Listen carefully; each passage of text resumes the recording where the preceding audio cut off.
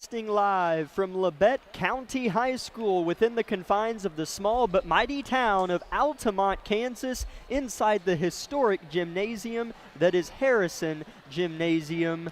Jack Leake, Ian Harlow with you, Lucas Hayward on the KLKC Sports YouTube live stream.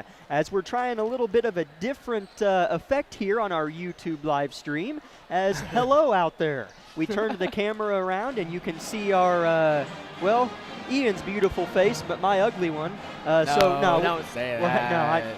We're happy to have you with us on both platforms, on the air as well as on YouTube. 8 minutes until tip-off, Labette County taking on Chanute in tonight's doubleheader. This is the Tank Connection pregame show of Labette County Grizzly basketball. And in case you're wondering on that live stream what delicious looking treat I have here sitting in between me and Ian, we'll get to that in a moment. It's a new item on the menu here at the concession stand, and it's quite tasty, let me tell you. But Ian, we'll dive into the guts of this contest.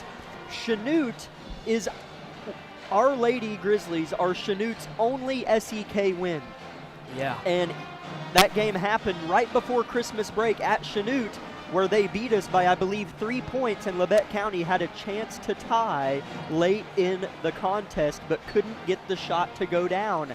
Talk about that night, Ian. It was one that we don't want to remember. We don't want to talk about, but hopefully it acts as a little bit of vengeance motivation for this evening. Yeah, like you said, it's not a night that we want to talk about or remember, but it is one of our losses in SEK play, and Chanute's only win, so it definitely is going to put a chip on our shoulder that they have a win over us right now. And I think going into this game that they need to have that fire under their feet to play better this time. They kind of had a rough game, to be honest. It wasn't the cleanest game from Labette County. Kind of was a little bit of a sloppy game, but yeah. I think going forward we played a lot better. And then after Christmas break, we've done a lot better and played a lot smoother, and it's been a different team since Christmas break. So I think Chanute might kind of go under the rug with this and think maybe they got the upper hand since they've already got one win over us. But I don't think that Chanute needs to come in here thinking that mentality. Just kind of you got to put in perspective that we've played really great these past couple games, and we're continuing to dominate other teams. So I think Chanute definitely needs to keep that on their shoulders and know that we've been playing really great, and then they can't just come by and think that they got an easy win because they beat us early on in the season as well.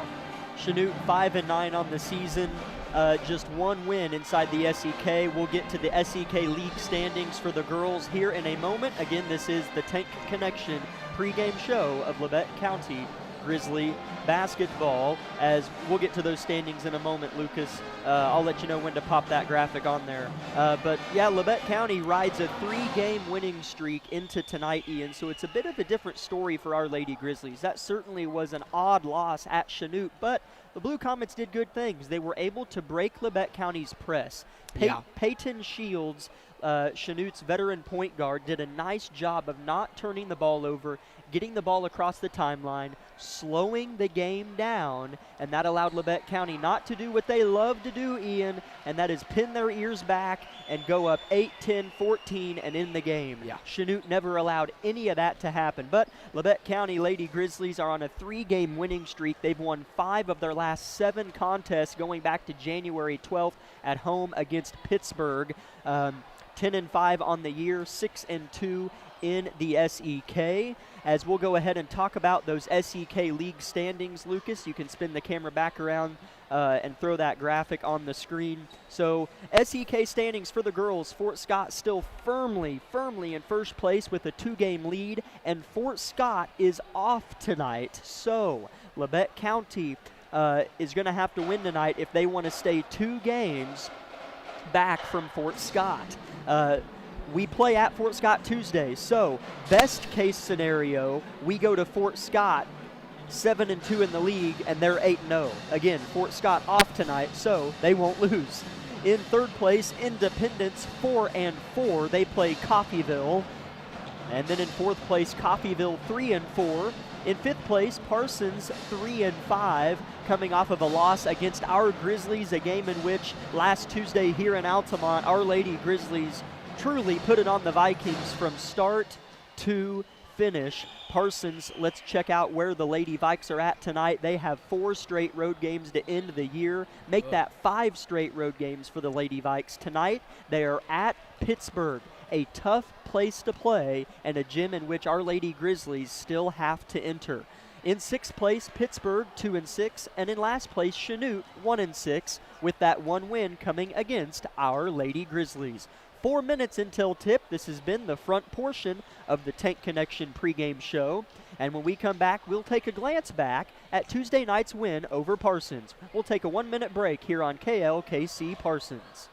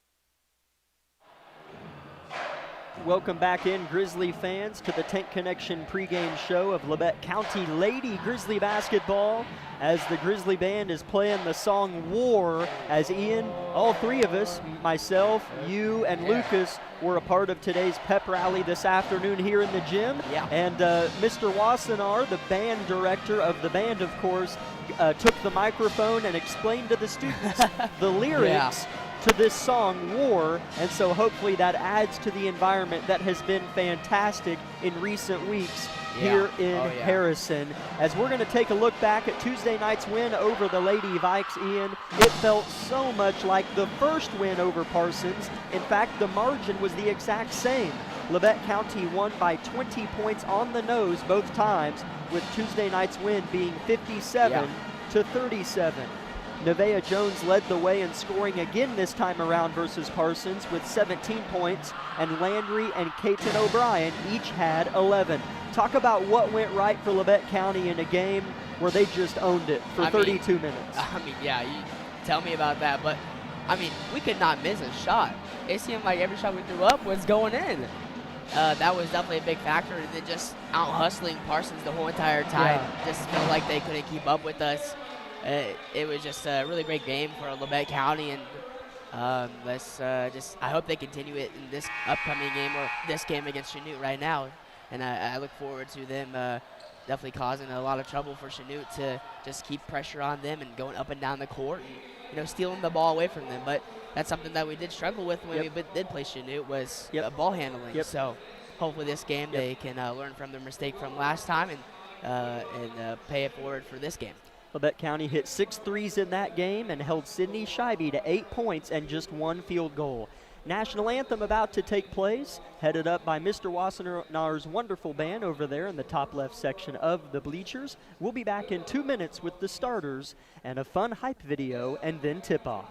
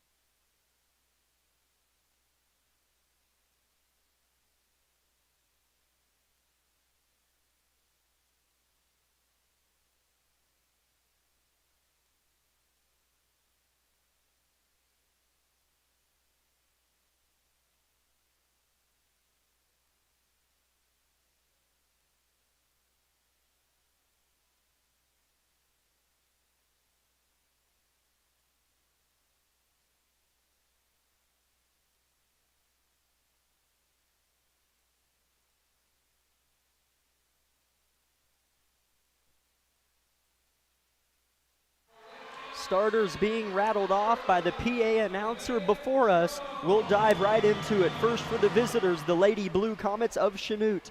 Number 4, a 5'3" guard, Peyton Shields. Number 5, a 5'2" guard, Sarah Unier. Number 11, a 5'7" forward, Kelsey Haviland. Number 12, a 5'7" forward, Anna Kate Noonan. And number 20, a 5'8" forward, Ashley Haviland. For Labette County, it's number 10, a senior, Kaiten O'Brien. Number 22, Addison Rexwinkle. Number 23, Landry O'Brien. And number 33, Kinsley Boss. And number 11, Nevaeh Jones. Head coach for Chanute. Chanute's got 2 dandies and head coaches. For the girls, it's Dustin Fox. He has a really nice program there and has for a while now. And for Labette County, it's Coach Vollmer, Brianna Vollmer, with assistants Heather Wilson and Madison Evans. We're going to step aside for a 1-minute break, and if you're a part of the YouTube live stream, watch this masterful hype video put together by Isabel Redford, the media marketing director here at the high school. And on the radio, we'll talk to you in 1 minute. Tip-off coming up. What do you want? What do you want? We talk about legacy all the time. This is your legacy. You're living that right now. Right? It's okay to mess up. It's not okay to pout about it and not go for the next play. It's not about wins and losses. It's about who you are as a person and how hard you're possibly playing. We got to step up and we got to do our jobs. Play as hard as you can. As long as you can. As long as you can play tonight. I need it every second. 32 minutes. You can control what you can control. You control your effort. You control your attitude.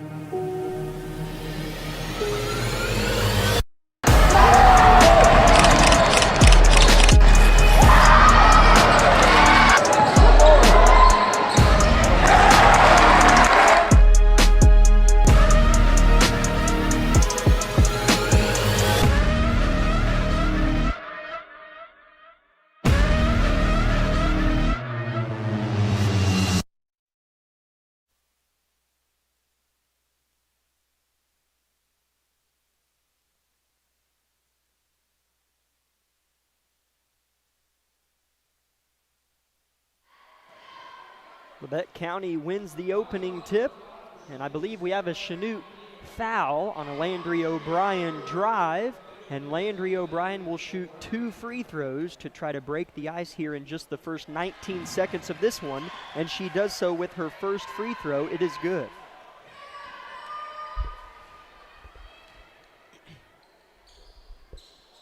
Her second is off the back of the iron, but she gets her own rebound. She ripped it right away from Noonan and then traveled subsequently. The Landry O'Brien has like 3 rebounds on the first possession of the ball game as she got 2 of her own and then rebounded her own free throw right there. Yeah, that's a good stat in the stat book already. Chanute broke Labette County's press, not with ease last time, but they certainly did so and was able to beat us off of it. They break it this time but miss a 3, and it's rebounded by Labette County. And left to right, Labette County wearing their home whites, red and gold trim, red numbers on the front and backs of their jerseys. Chanute in their road powder blues with kind of a faded gold trim with gold numbers. Kaiten O'Brien has the ball on the far side of the floor. Labette County right below us. Chanute will work right to left. And Nevaeh Jones traveled prior to her shot. 2 turnovers for Labette County on their first 3 possessions. Yeah, not bad defense by Chanute at all. They play a really great defense and are really good at breaking our press right here as we see on the court. Peyton Shields did that very well right before Christmas break, the last time we played these Lady Blue Comets on the road. Comets with the basketball on the far side of the floor to our left. They try to go inside, and the pass is no good. Intercepted by Landry O'Brien. She'll bring it up quickly. She's playing with energy early. Shoots a floater, misses it strong. Tipped out. Kaiten O'Brien has it, and she'll find Landry at the head of the circle. Now she'll flip it right wing. Rexwinkle pulls the 3 down. Nevaeh won't. Misses it right. Tipped out. Landry has it. Boy, Labette County just everywhere Chanute isn't. Landry pulls up from 7 and hits it. They're just out hustling Chanute simply on the glass. Yeah, that's what we did Parsons as well, is out hustled them, and that's what won us the game. So we do it here against Chanute. That'll show a lot.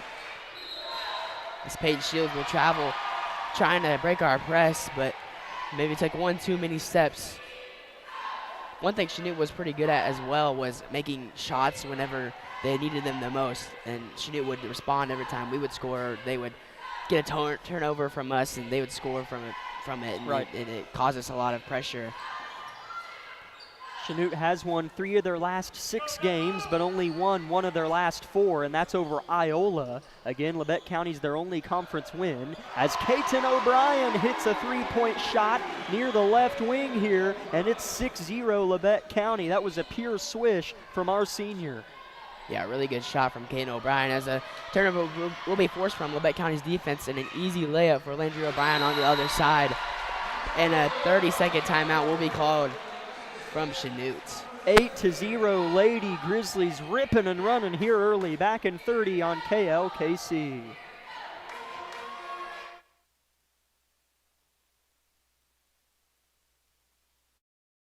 V93.5 is your home for the best variety of the 80s, 90s, and today. Get your day started with the Anna and Raven Morning Show. You're the judge during couples court. The couple share their disagreement, and then you decide who's right. Think you know pop culture trivia? It could pay off, and you score the cash jackpot when you play Can't Beat Raven. Krause in the House gets you home every weekday afternoon starting at 2. Stream us anytime, anywhere at KLKCradio.com. The Lady Grizzlies are known for kind of putting their foot down at home and going up 8-0, 10-0, and just demoralizing a team early. And they're up 8-0 on Chanute. Blue Comets miss a bucket, and they get their own rebound. Peyton Shields, left corner, rips a 3, misses it left. Flying in for the board is Haviland, and it goes off of Labette County on the carom.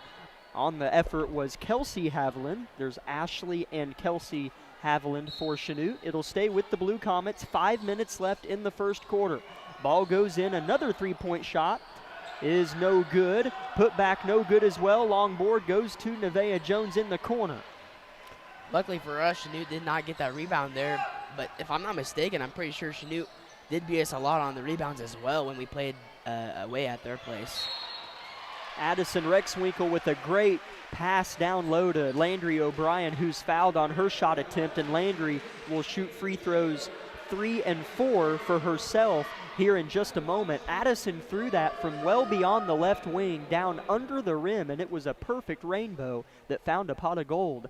Landry misses the first free throw short, and a couple subs for Chanute. The first time this evening checking in is Kinley Chard. Played well, had a couple buckets against us in the last meeting, and she'll replace Anna Kate Noonan. Aubrey Boss did check in for her sister Kinsley as well for Labette County, and Landry O'Brien will split the pair. Landry has 6 of our 9 points. A trap for the Grizzlies in the corner, and travel or out of bounds? Out of bounds on Chanute. Sarah Unier stepped out of bounds in the far corner, and it'll be Labette County basketball, and checking right back in is Anna Kate Noonan for Unier. We have 2 fouls on Chanute, none on Labette County. Here's a set play for Caton in the corner, drives baseline, good kick out Nevaeh. Labette County's a pass good ahead. Shot. Rexwinkle rips it, misses it strong. Rebound fought for, and Chanute has it. And trying to find an outlet pass is Haviland, and it's picked off. Addison Rexwinkle scoops it off the deck, finds Landry underneath, gets the bucket to go with the right hand. 11-0 Labette County, timeout Chanute yet again. Labette County emphatically makes their way back to the bench, and this is exactly what we did on Tuesday night. We'll keep it here for a moment and then send it back for a 30-second break, as it was a full timeout. We'd like to thank Labette Community College, Forbes Hoffman Funeral Homes, Clemens Insurance Agency, Labette Health, Woodworth Enterprises, Carson Wall Funeral Homes, and SEK Orthopedics, Doctors Mosier and Meister, for making our jobs possible. 11-0 Lady Grizzlies over Chanute here, not quite halfway through the first quarter. Back in 30 seconds with more Lady Grizzly basketball.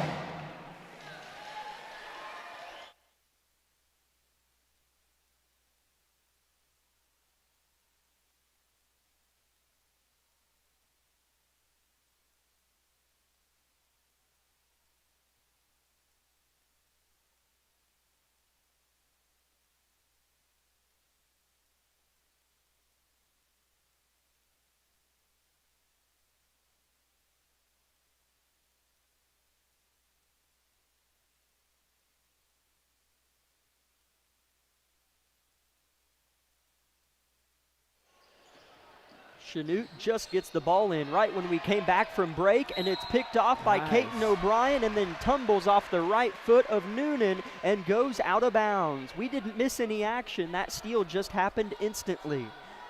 Ball goes in. Landry's wide open. Missed it short. That would have been her 11th point of the game if Landry got it to go. But the Grizzlies get the rebound, Ian. They're just horsing Chanute right now. Yeah, it's just a lot of pressure on Chanute right now, and they can't seem to stop us offense or defensive-wise, as Nevaeh Jones will try for a three-pointer and miss her attempt. Chanute on the backside of the shot will get the rebound. Shields will have the ball, dribbling with her left hand. Jump stop, shoots a tough fading J that goes right into the paws of Landry O'Brien. She's been busy. Long pass, a rifle. Aubrey Boss hangs and hits underneath. Landry O'Brien with a sniper shot right to her teammate, Aubrey Boss. Yeah, really good pass, and then just a really good transition from Aubrey to get down the court to get open. 13-0 Labette County, 3:17 first quarter. And a substitution for the Grizzlies. Allie Martin will check into the ballgame for Addison Rexwinkle. And number 24, Ella Ward, will check into the ballgame for Kelsey Haviland for Chanute. Chanute's been in a zone, and Labette County has been shooting off of it and then getting the rebound. It's almost like they've turned rebounds into offense, which sounds funny, but here's Chanute with it. We'll see what they can do. They go inside, one-on-one. Martin on defense. Here's a good Chanute kick out. Shields for three, gets it. Yeah, a good shot at the top of the key from Shields. Just a good ball player for Chanute. 13-3. Chanute hit their first bucket just moments ago. Landry holds the ball directly above her head. Dribbles left to right with the ball. Now finds Caton O'Brien, her sister. 2:40 first quarter, Labette County by 10. Skip past Landry, head fakes on the three, jump stop, pulls up from 8, strong, fighting. Allie Martin gets it, out to Landry, holds the ball again, looks for an outlet, and finds Caton in traffic, picks it up, tough shot short, right to Aubrey, who lays it in. It might not be the prettiest offense, and the shots might not be falling, but Chanute's just kind of failing to clear the paint. Yeah, we're doing a really good job at boxing out, whether that be on defense or offense. We're always getting the rebound as Chanute will turn the ball over again, and Labette County will rush it down the court. Landry underneath, misses a layup. It was kind of awkward as she had to suspend in the air for a moment, and the rebound went off of Chanute, the referee says, so it'll stay with Labette County. The 5 on the floor after a couple subs are Caton O'Brien, Allie Martin, Landry O'Brien, Kinsley Boss, and Addison Rexwinkle. Ball goes in, Labette County up 12, 2 minutes first quarter.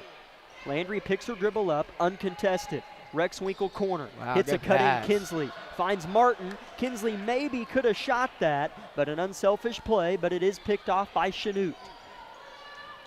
Yeah, Chanute just got fortunate with the turnover right there, because if Labette County scores that, they're going to get a lot of momentum from that and just keep riding and riding it.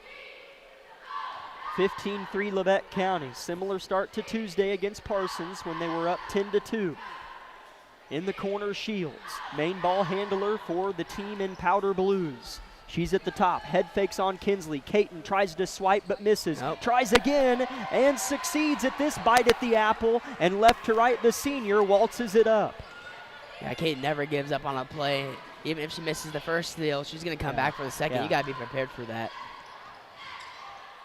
Caton finds Martin at about 8 feet, gets inside and banks it home. A really nice play for Allie Martin, who doesn't go downhill that often. Yeah, no, she's usually mid-range or down there getting a rebound for us, so really good job by making a good move to the rim. Chanute turns it over, and hitting the wrestling mats is Kinley Chard with her right fist.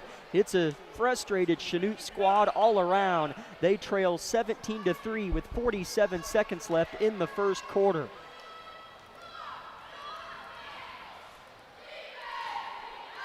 O'Brien forwards it to Rexwinkle. Kinsley Boss cuts, but she's not open. Right back to the guard, Caton O'Brien. Defended to the corner, Rexwinkle. Head fakes the three, gets by her man, and throws it into traffic, and it's picked off by Chanute's Kinley Chard, and she'll hurl a weak outlet pass into the hands of Kelsey Haviland, who finds their guard this time, Unier, with 27 seconds left in the quarter. Wow. As a jump ball is forced by Caton O'Brien, it'll stay with Chanute. I should have mentioned this is Tamashaw night. So the first, next Friday will be senior night. So tonight's the first night of festivities, if you will. As losing the basketball is Chanute. It's on the deck again. Fighting for it are multiple players, and Chanute plucks it away. 5 seconds left, first quarter. Ball on the deck with Noonan. Back out, deep, 3 balls launched, missed short, but nearly went in. At the end of one from Altamont, as you could hear the buzzer sound, it's Labette County 17, Chanute 3. Labette County wants to go to Fort Scott with a 7-2 SEK record. That should be fun, but we still have 3 quarters to go against a Chanute team that got us a couple months ago. We can't forget about that. No. We'll be back in 1 minute with more Lady Grizzly basketball. My name is Bria, and I'm a pharmacist at Bowen Pharmacy. I'm here today to tell you about one of our patient programs, Meds to Beds. Bowen Pharmacy South is located in the medical office building at Labette Health. Our staff works closely with the doctors, nurses, and social care workers to ensure that your transition out of the hospital is an easier and more convenient experience for you and your loved ones. If you are having inpatient or outpatient surgery, we will get your medications directly from your doctor and deliver them right to your hospital bed. If you are having a baby, we will get your medications or anything else that you may need to get your family home without the hassle of making several stops along the way. Whether you're here for a few hours or a few days, we are here at Bowen Pharmacy and Bowen Pharmacy South to help get you well without any interruption in transition of care. Just ask for Meds to Beds. At Bowen Pharmacy and Bowen Pharmacy South, we are here for you today and we are here for you tomorrow.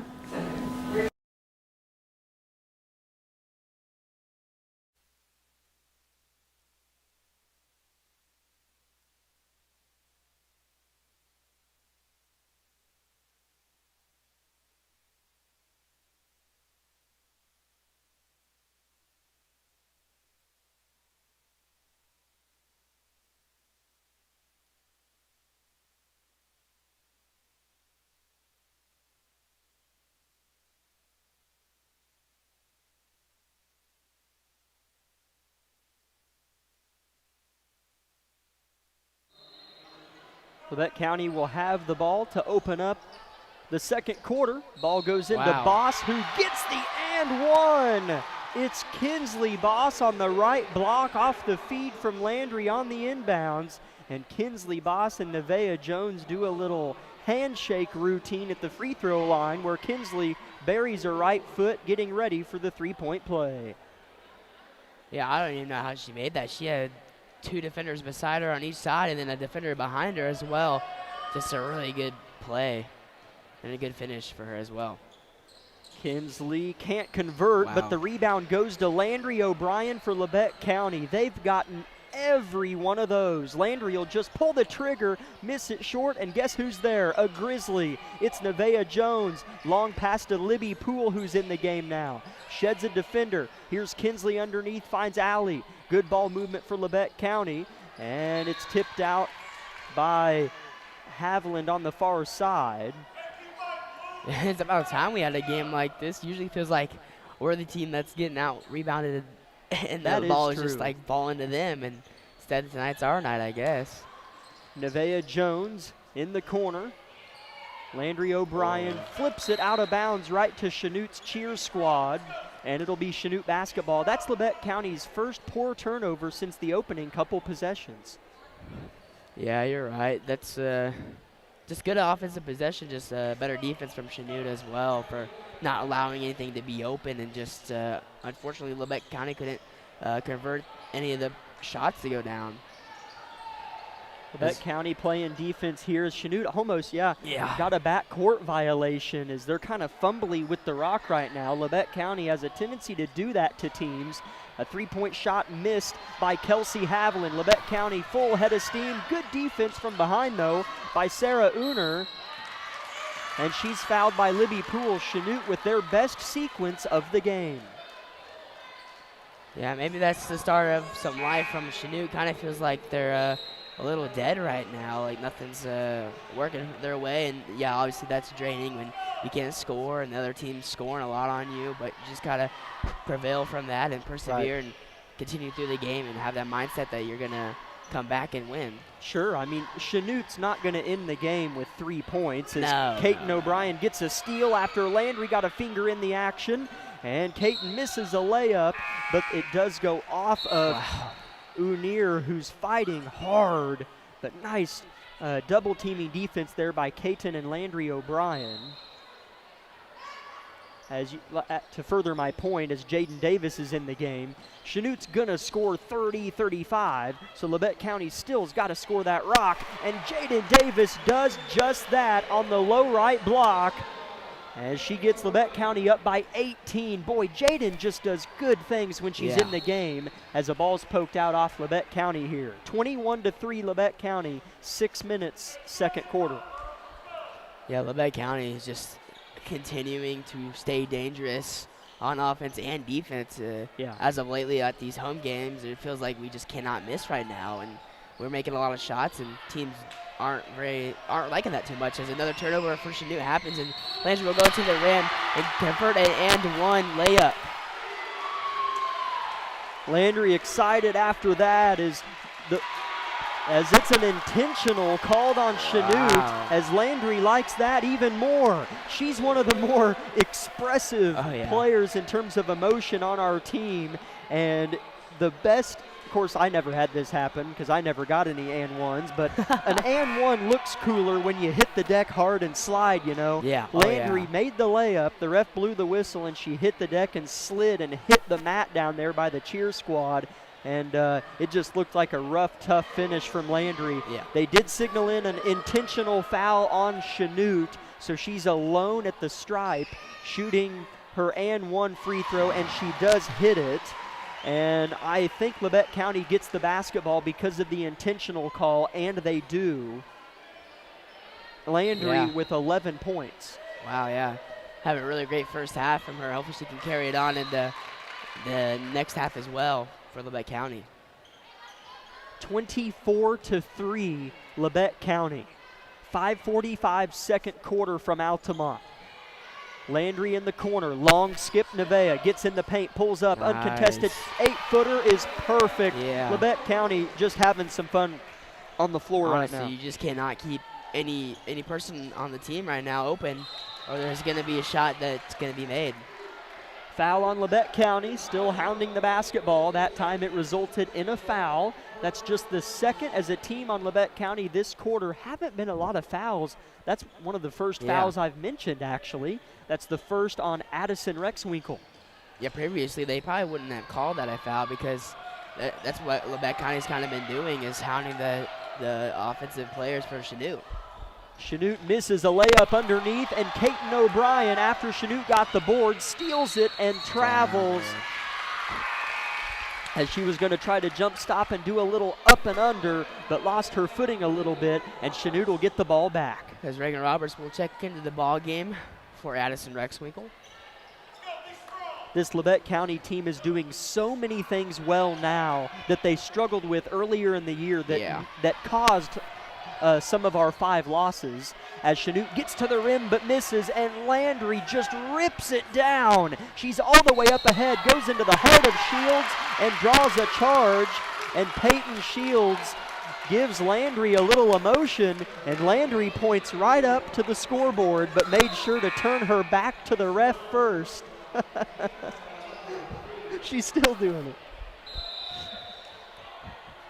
It's a little chippy on the floor right now, but Labette County up by 23 with 4:53 left. Coach Vollmer calls a 30-second timeout. Labette County rolling here in Harrison. We'll be back in 30 seconds.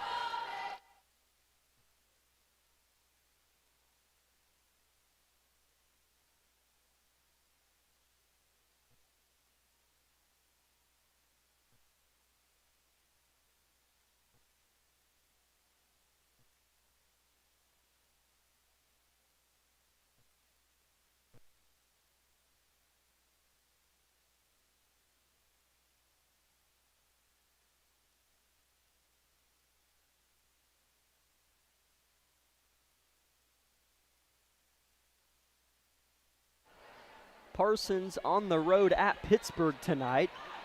a place nobody likes to play, as Pittsburgh, the Lady Dragons, might not always hoist one of the better records in the league, but no one wants to go to Pittsburgh and play.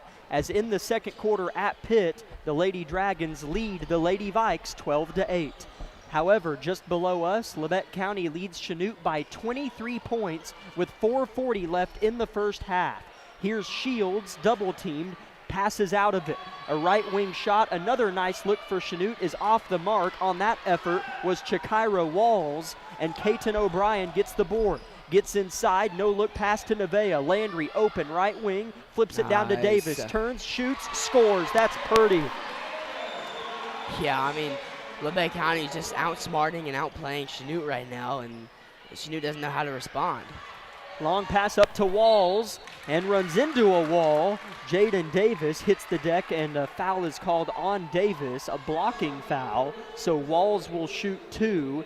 These are Chanute's first free throws of the game, and they're thirsty for their first field goal since early first quarter.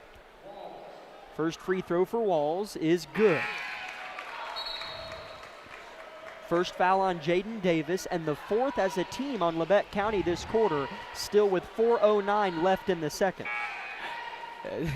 The Boswins will check into the ball game for Labette County.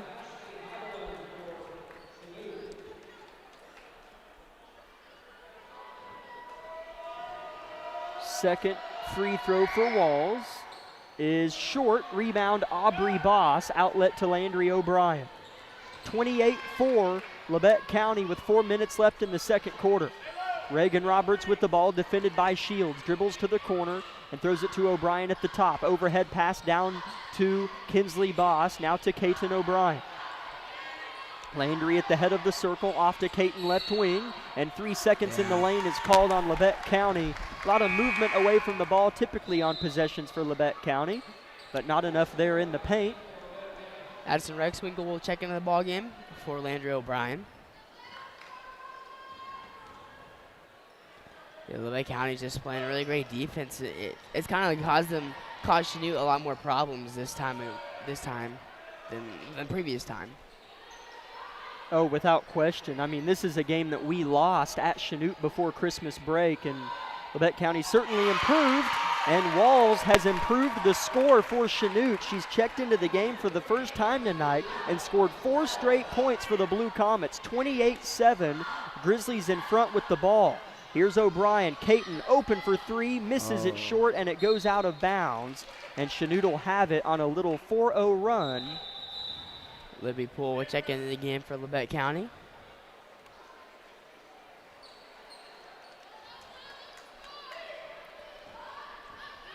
Three-minute mark is approaching. Chanute dribbling into the teeth of the Grizzly defense, and they've been clamped down pretty hard all game. Ball thrown into no man's land, and Walls is there. Kick out three-point shot, missed. Good box by Rexwinkle. Allows her to track down the board on an island and flips it out ahead. Libby Poole in the corner, doesn't think about it and lets the 3 fly, and it goes out of bounds off of Kinsley Boss's fingertips, and Chanute will snatch the possession right back. Yeah, it just kind of feels like Labette County is out hustling Chanute right now, which is a really good thing for them. And just outsmarting them like that, as Addison Rexwinkle almost gets a takeaway from Chanute. Almost another turnover for them.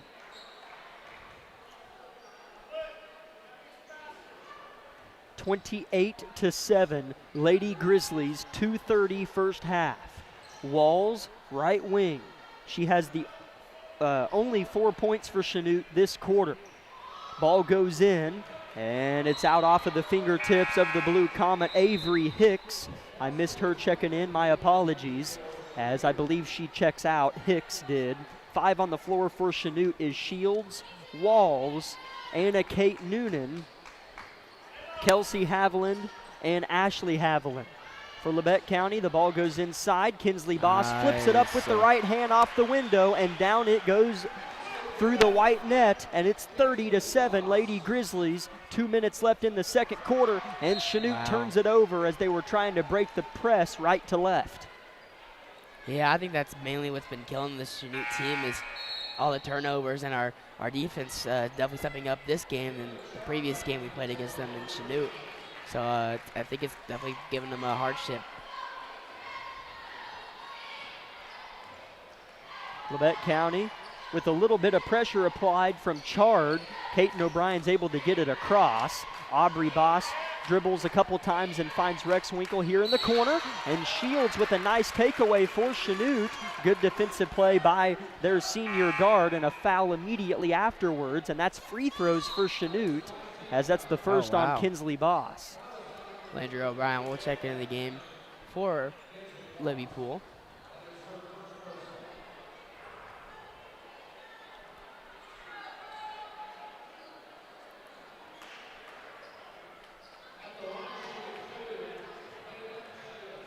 Peyton Shields at the line for Chanute with 2 free throws upon her, as her first attempt will hit the rim and bounce out.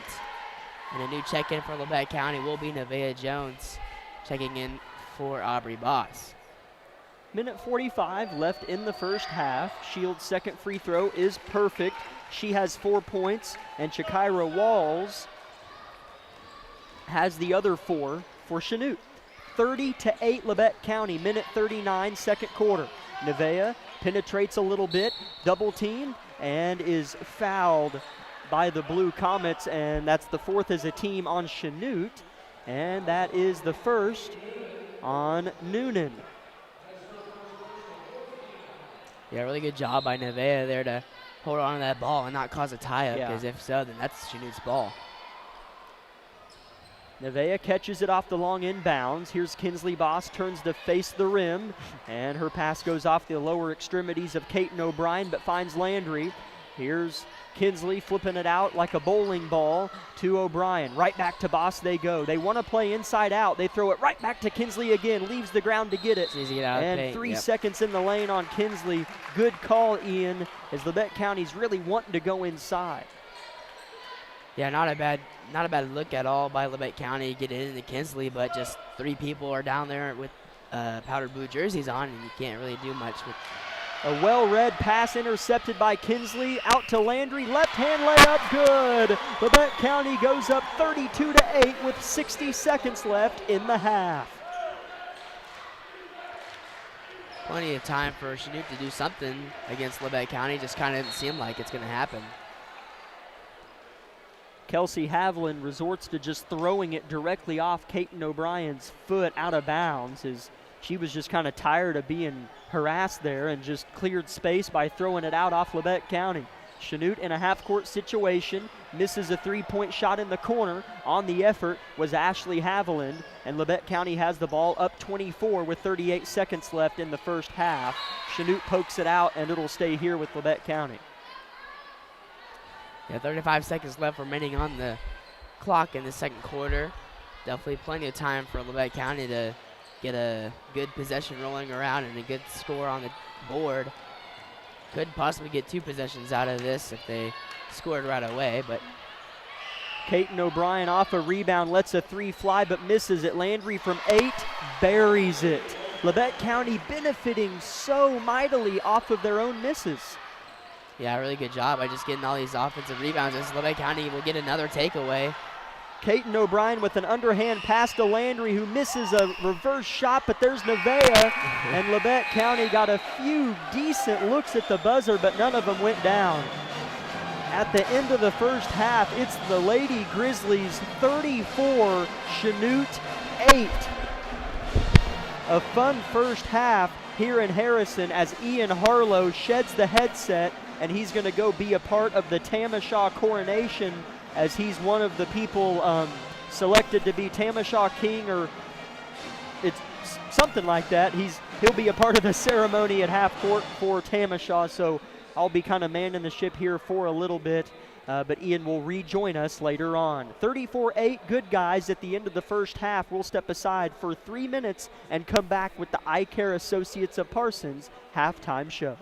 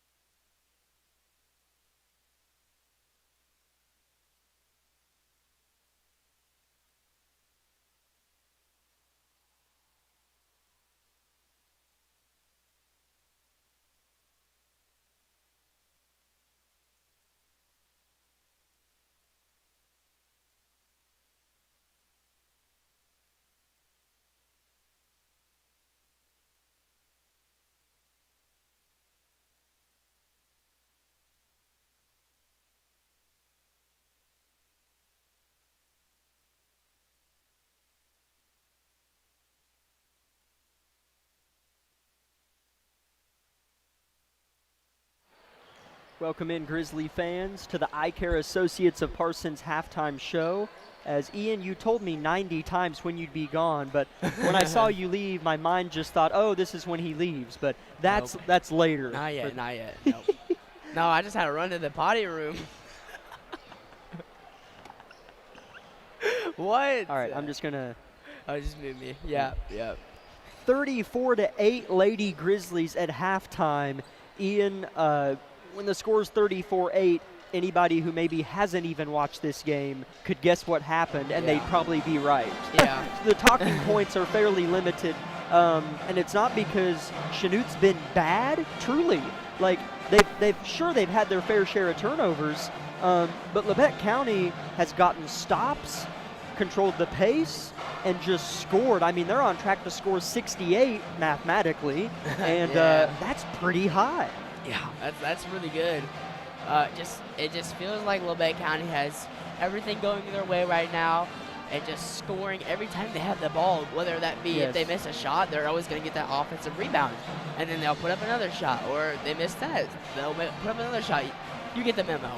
But Labette County just is in control right now, and it just feels like everything's going their way, like I said, and it's not like you said, Chanute hasn't been bad, just turnovers have killed them quite fairly, and just our defense has definitely stepped up their game against Chanute, unlike last time where we kind of just thought we had an easy win, and Chanute took that for heart, and we took that for granted, and we lost. So just a really good job from Labette County coming in here and stepping on the gas and just not letting up anytime soon, and I hope they continue doing that throughout the whole entire second half as well, and not just let up and have this be a ball game somehow, Right. Yeah, as Chanute, there was one spurt where I believe, and I could be mistaken, I think it was low to mid-20s. We'll say 23. Labette County was up 23-3. I think that's right. And Chanute goes on a 4-0 run off a three-point shot by Walls, and then she got to the line and made one of the two, and Chanute's down 23-7, which you're probably wondering how I'm trying to make a good tasting sandwich out of chicken feed, but it felt like Chanute might go on a little run. Yeah, I did, yeah. It really did. Right. Because Walls changed the course of Chanute's offense there momentarily, and went on that 4-0 run for him. But yeah, only two scores for Chanute, Peyton Shields with 4, and Shakira Walls with 4. For Labette County, 7 different scorers wearing white uniforms for Coach Vollmer's squad. Landry O'Brien had 15, and then it dropped down to 3 Grizzlies with 4. Aubrey Boss, Kinsley Boss, and Jaden Davis all had 4. That's 12 points from Labette County's post players. Oh, and Allie Martin had 2. Caton O'Brien had 3, and Nevaeh Jones had 2. Labette County has shared the wealth, scored inside and out, but really, Ian, the bulk of their success has been off just shooting good shots, don't get me wrong, but the misses, no matter how bad or how soft the rebound came off, Labette County was getting every rebound and scoring after rebounds number 1 or 2. Yeah, that's the perks of boxing out in the game, especially if that their defense can't box out too well, or they're just not ready for people to box out. Because when you're an offense and you have somebody shoot the ball, you kind of just start to gallop it back down the court to play defense. But what Labette County's been doing is they're fighting for those second chance shots, and that's been the biggest difference for Labette County here, and why Chanute hasn't been able to score as much as we have on the board right now either. 34-8, Labette County leads at halftime. Still 16 minutes of ball to go, but Labette County certainly looking like they're in a favorable position to advance to 7-2 in the league, but we won't say that with 100% assurance left. Still, like I said, a whole half to go. Second half in 1 minute. This is Lady Grizzly basketball and has been the Eye Care Associates of Parsons halftime show.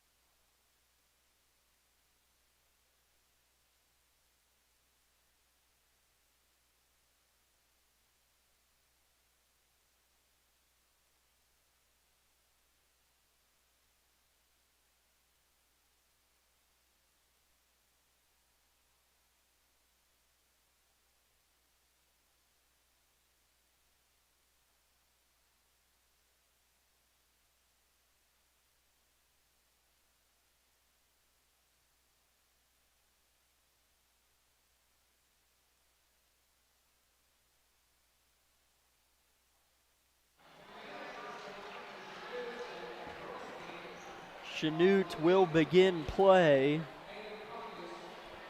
with the basketball, I do believe.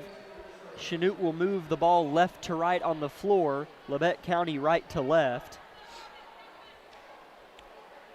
Again, if I'm not mistaken, that is correct. As both teams trot onto the floor, Labette County on defense, Chanute on offense. Starters on the floor for Labette County, that's Nevaeh Jones, Landry O'Brien, Katon O'Brien, Kinsley Boss, and Addison Rexwinkle. For the Blue Comets, throwing it in over there is Anna Kate Noonan. And then there's also Shields, Unier, and both Haviland sisters, Kelsey and Ashley. At the top, here's Ashley Haviland. And did she touch it? She did. It's a backcourt violation on Chanute. Turnover Blue Comets to open the third quarter.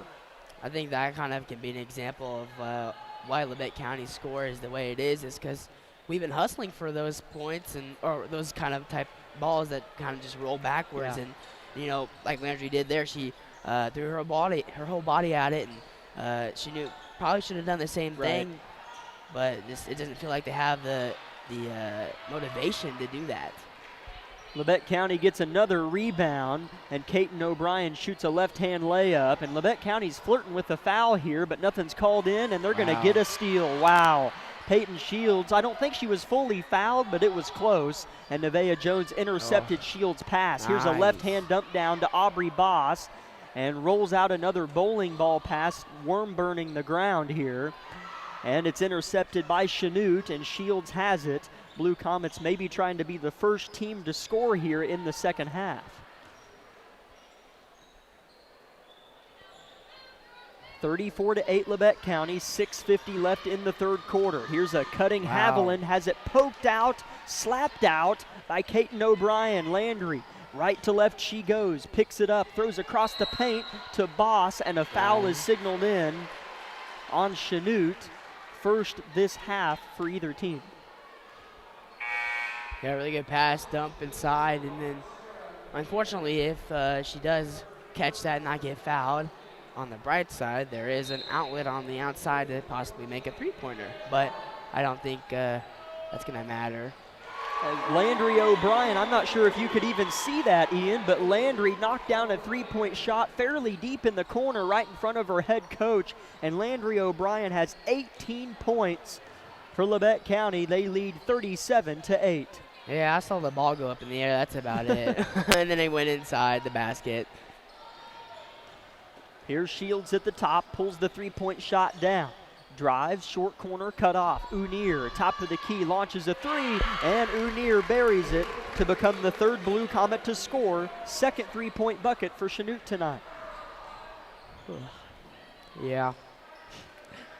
This has been Labette County's game, and they're not missing very many shots, so Chanute needs to respond back with the shot for shot. I think that's what they got to go with the mentality in the second half.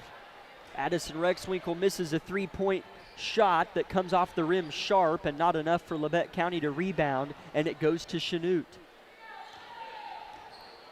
Peyton Shields, skip past left wing Haviland, wants a three, and that would have been big, but she missed it short. Here's Labette County with 5:30 left in the third.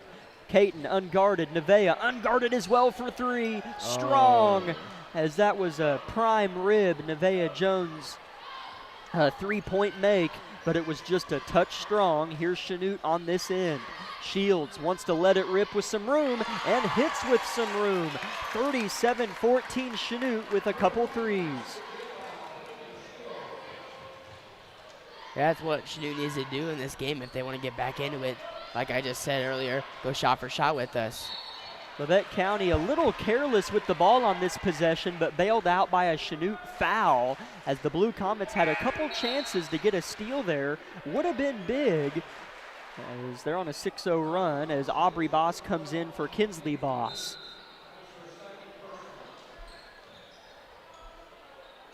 Labette County gets the ball in play, and the clock runs under 4 minutes, 50 seconds in the third. Landry gets by Shields, gets inside the free throw stripe, and scores. She is just playing hard tonight because Shields has given her all she can handle. She's just trying to get past her and is doing so. Yeah, maybe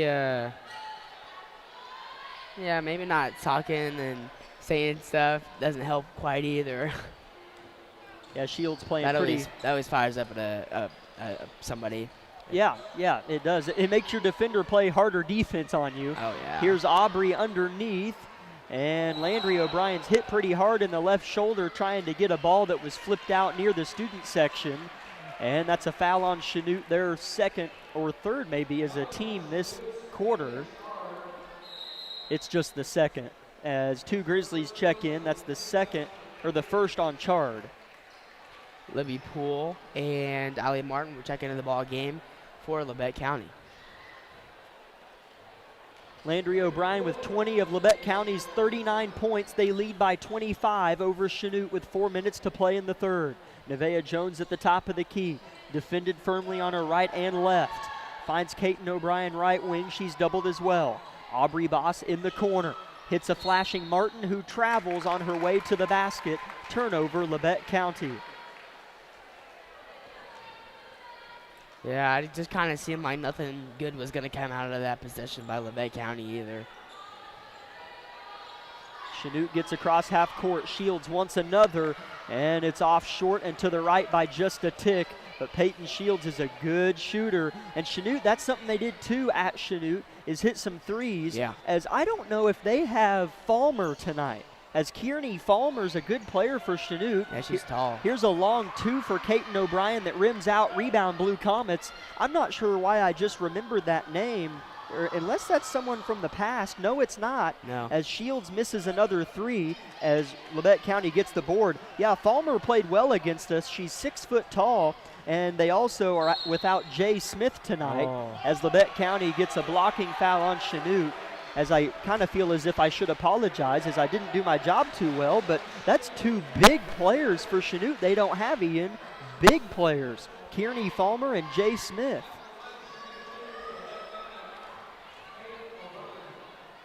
As Kaiten will benefit off the blocking foul and shoot 2 free throws. She'll miss the first but get 1 more as Landry checks back in for Nevaeh Jones. The foul was on Chanute's number 4, Peyton Shields.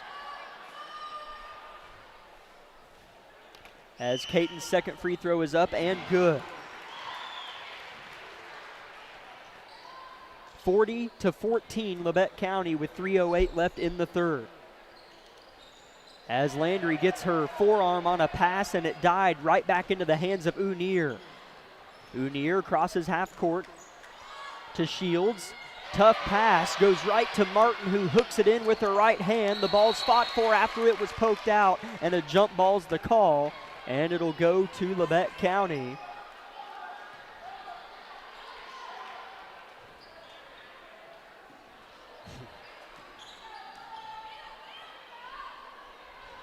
.250 left in the third quarter.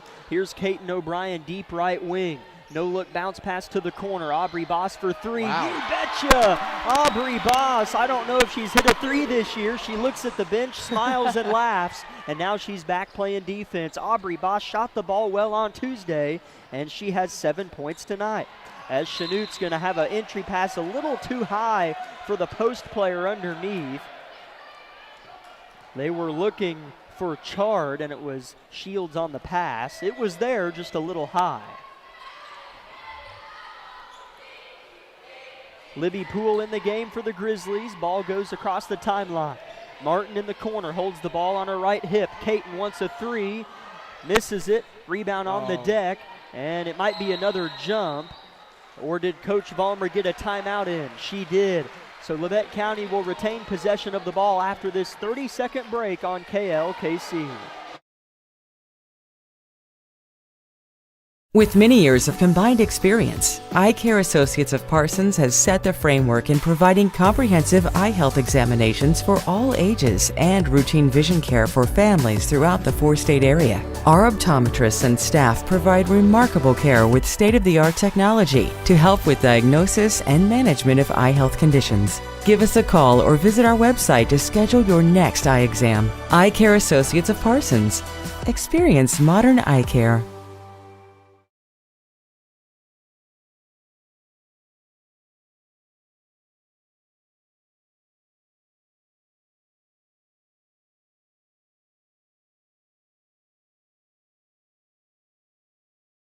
Left in the third quarter, out of the Coach Vollmer 30-second intermission. The ball goes in. Libby Poole in front of her student body. For the last home game will be next week, so Labette County fans, if you want to come experience the best home atmosphere in the SEK, next Friday is your last chance. As truly, this has been one of the best 2-month stretches of Harrison atmosphere, perhaps in my brief career doing this radio thing, as it's been terrific. As here's a foul on Chanute, and Allie Martin will shoot 2 free throws. There were a couple games over Christmas break that were just packed, and I thought, okay, it's probably because it's Christmas break. Some college kids that came here are back in town. Families are back in town. But it's spilled over into February, late January, as Allie makes the first and shoots one more here coming up. And she makes them both. Allie Martin has played well tonight, 4 points. Minute 40, third quarter, 45-14 Grizzlies. Labette County not stepping off of this gas pedal no more, and they're just continuing to put pressure as Chard will travel in the corner with a lot of pressure on her. I mean, there's, 2 or 3 Grizzlies on her. Yeah. What can you do? I'm surprised she didn't cross half court in the shape of a diamond. There was so much pressure on her. Minute 20 left in the third, 45-14 Grizzlies in front. As Labette County will turn it over themselves and give it right back to Chanute, as Nevaeh Jones will check in for Kaiten O'Brien. As, wow, that's 5. That wasn't a foul there, but there are 5 team fouls on Chanute, and Labette County has not fouled, given how hard of defense they've played. That's crazy. We'll probably get a foul on this possession because I said that. But Nevaeh Jones does intercept a pass and puts an end to the announcer jinx. Ball in the corner. Landry wants her 23rd point, misses the three-pointer strong. Rebound goes to Aubrey Boss, who misses the lay-in, and Chanute ripping it away with a nice hustle play. On the deck, a jump ball's called, but the great hustle play goes to the Blue Comet, Kinley Chard. As she dove on the deck, sacrificed her body, and it results in her team getting the rock. Yeah, I think that's something that Chanute's not had this game, is diving out for balls like Chard just did there. They've been needing that the whole game, and then it's maybe a little too late for that, but you know, miracles happen. Anything can happen as Libby Poole intercepts a pass from Chanute and takes it all the way to the rim to score an easy layup for Labette County, extending their lead to 33. I'll tell you, Libby Poole won't light up the scoreboard, but she does so many other things, and she read that passing lane perfectly. And Libby will be called for the first team foul for Labette County this third quarter with 23 seconds left in it, as Jaden Davis is going to check back in tonight for Aubrey Boss. And another Grizzly comes in now, Addison Rexwinkle for Libby Poole. That was her second personal. Libby. Labette County playing really, really great ball right now. Chanute just cannot answer back. There's just so much pressure on Chanute. As in backcourt violation will happen on Chanute, as Landry went to go put some pressure on her, and Sheila just kind of got under a little pressure and felt that presence near. 6 seconds left in the third. Labette County with it. Tough pass in traffic. Davis comes away. A Euro. She misses it. Gets her own. Flipped up a layup that missed. As Jaden Davis, she might have been one of the Grizzlies that had a decent look at the end of the first or second quarter buzzer, and she had another right there. I can't remember if that was her or not, but Labette County up by 33 here at home with 8 minutes to play, back in 30 seconds with Lady Grizzly basketball.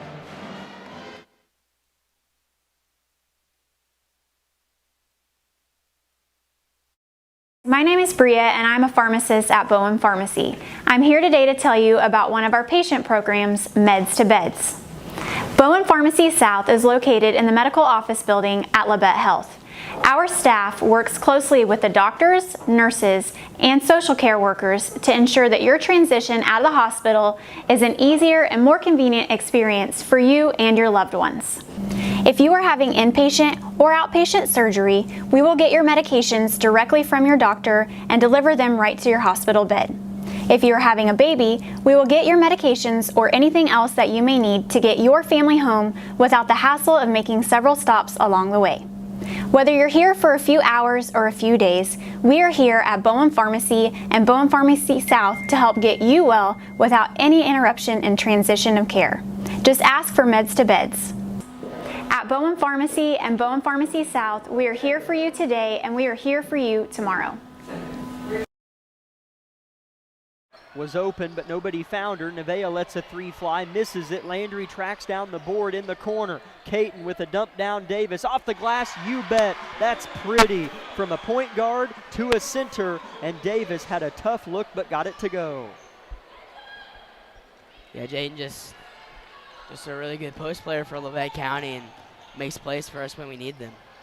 A nice fake pass by Kelsey Haviland, but she missed the ensuing shot attempt, as Coach Fox with his arms crossed just watches on.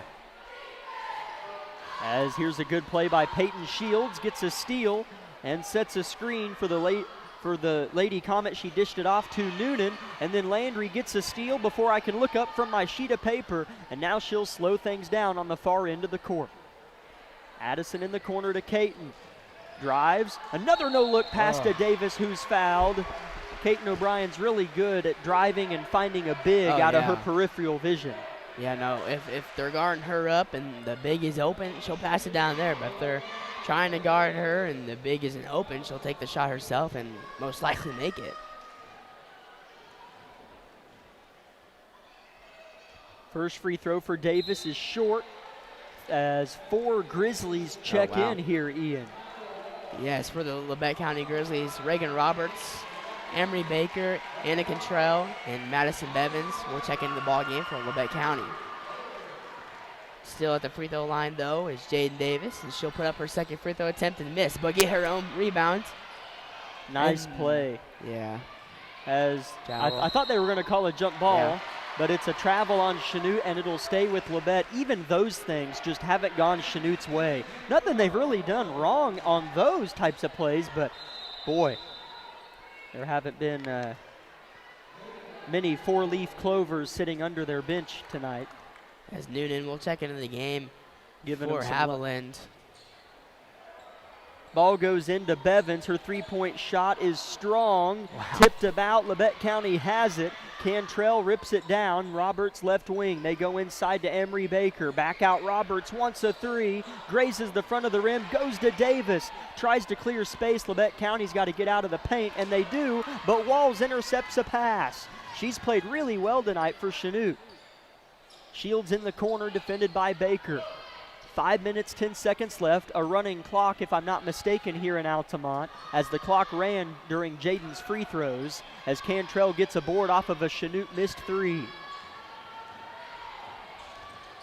Yeah, Levette County playing some good minutes off the bench. You know, we talked about this in the Burlington tournament when we played Paola, when these same people came in for Levette County, as a foul will be committed on Chanute. That will be number 12, Noonan. But, you know, like we said, at Burlington, we have so much depth on this bench and so many good players to put in. It's hard to keep up with us, especially when we like running down the court and running down it and running up it. You know, it's hard to attack us and defend us. As Cantrell gets a three-point bucket to fall and hit the front of the rim, thought about it for a moment, and then fell true as she jumped for joy after she cashed the three to get Levette County over 50 points, and then gets a block on this end. Cantrell playing hard on the defensive end after getting a three-pointer on the other. Chanute still struggling to score offensively, misses another three, rebound Bevins, and she'll bring it up. Ball goes to Davis, good pass to Roberts, but it went through her fingers, but she's able to maintain control. Cantrell inside to Baker, working, and a travel is the call, but Levette County, I'm not even gonna call them reserves, they're more so substitutes. Yeah. Because boy, they're solid. Yeah, they're great. Yes, they are players on the JV team, but yes, they are substitutions, and they could come up and play any varsity team they wanted and give them a good run for their money as well. We basically got 2 varsity teams for Labette County. It is 52-14 Labette County. Davis with a hook pass inside. Baker's the beneficiary, and Emery will go to the line to shoot 2 with indeed a running clock that's nearing 2 minutes 45 seconds.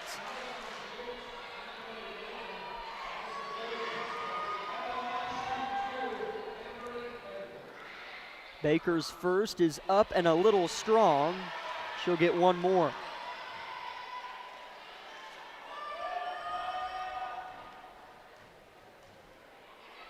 Her second is short. Rebound, Jaden Davis, put back, another missed, one? And Wow. she gets her own. Flip it out, Bevins for 3. Off the glass, good! Wow!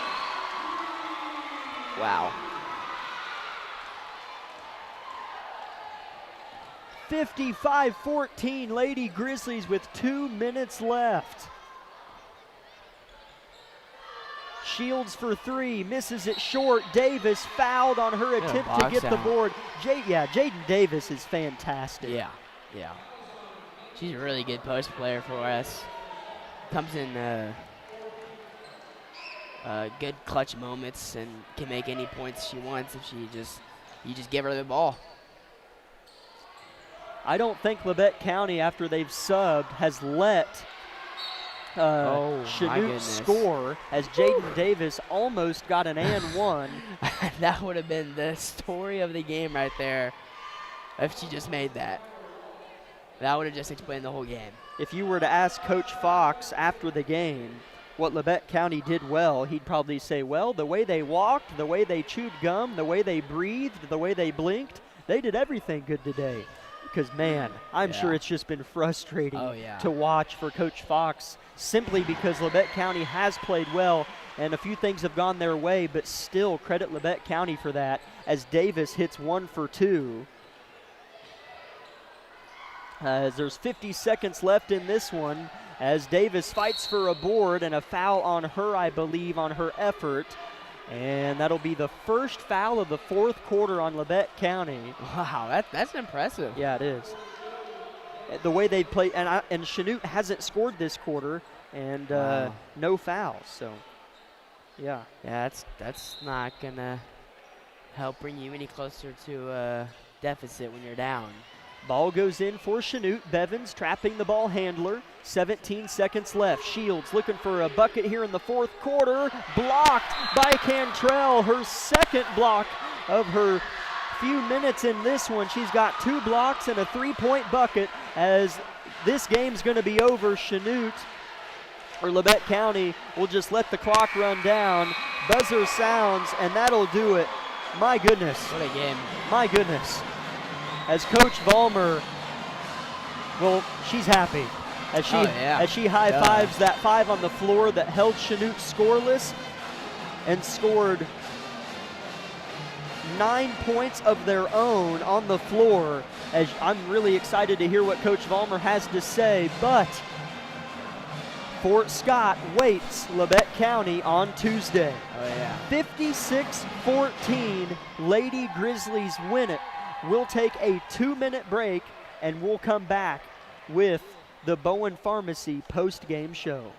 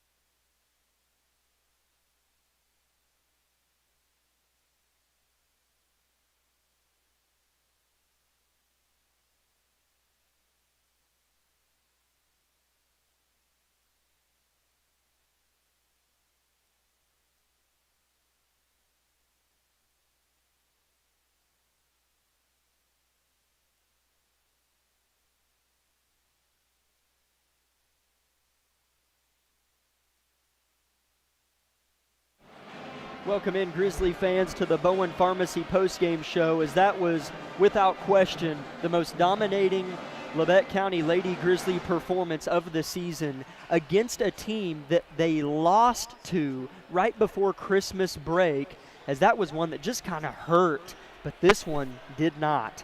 56-14, Lady Grizzlies win it, held Chanute to 0 points in the fourth quarter, and Labette's substitutes played for about 4.5 minutes to close out the fourth quarter and outscored Chanute 9-0, who also had a few substitutes in there as well. But I'm not talking about Chanute when I say that. I'm just mentioning the positives of Labette County's bench, as they were phenomenal. Madison Bevins hit a 3, Anna Cantrell hit a 3 and had 2 blocks, and Jaden Davis had a 2-point bucket and a free throw. Well, she had 7 on the game. But yeah, this one was all Labette County everywhere you look. We'll go ahead and look at the scoring totals for you. Landry O'Brien had 20 and was in and out of the game in the second half and did not score in the fourth quarter. As after that, it was Aubrey Boss and Jaden Davis with 7.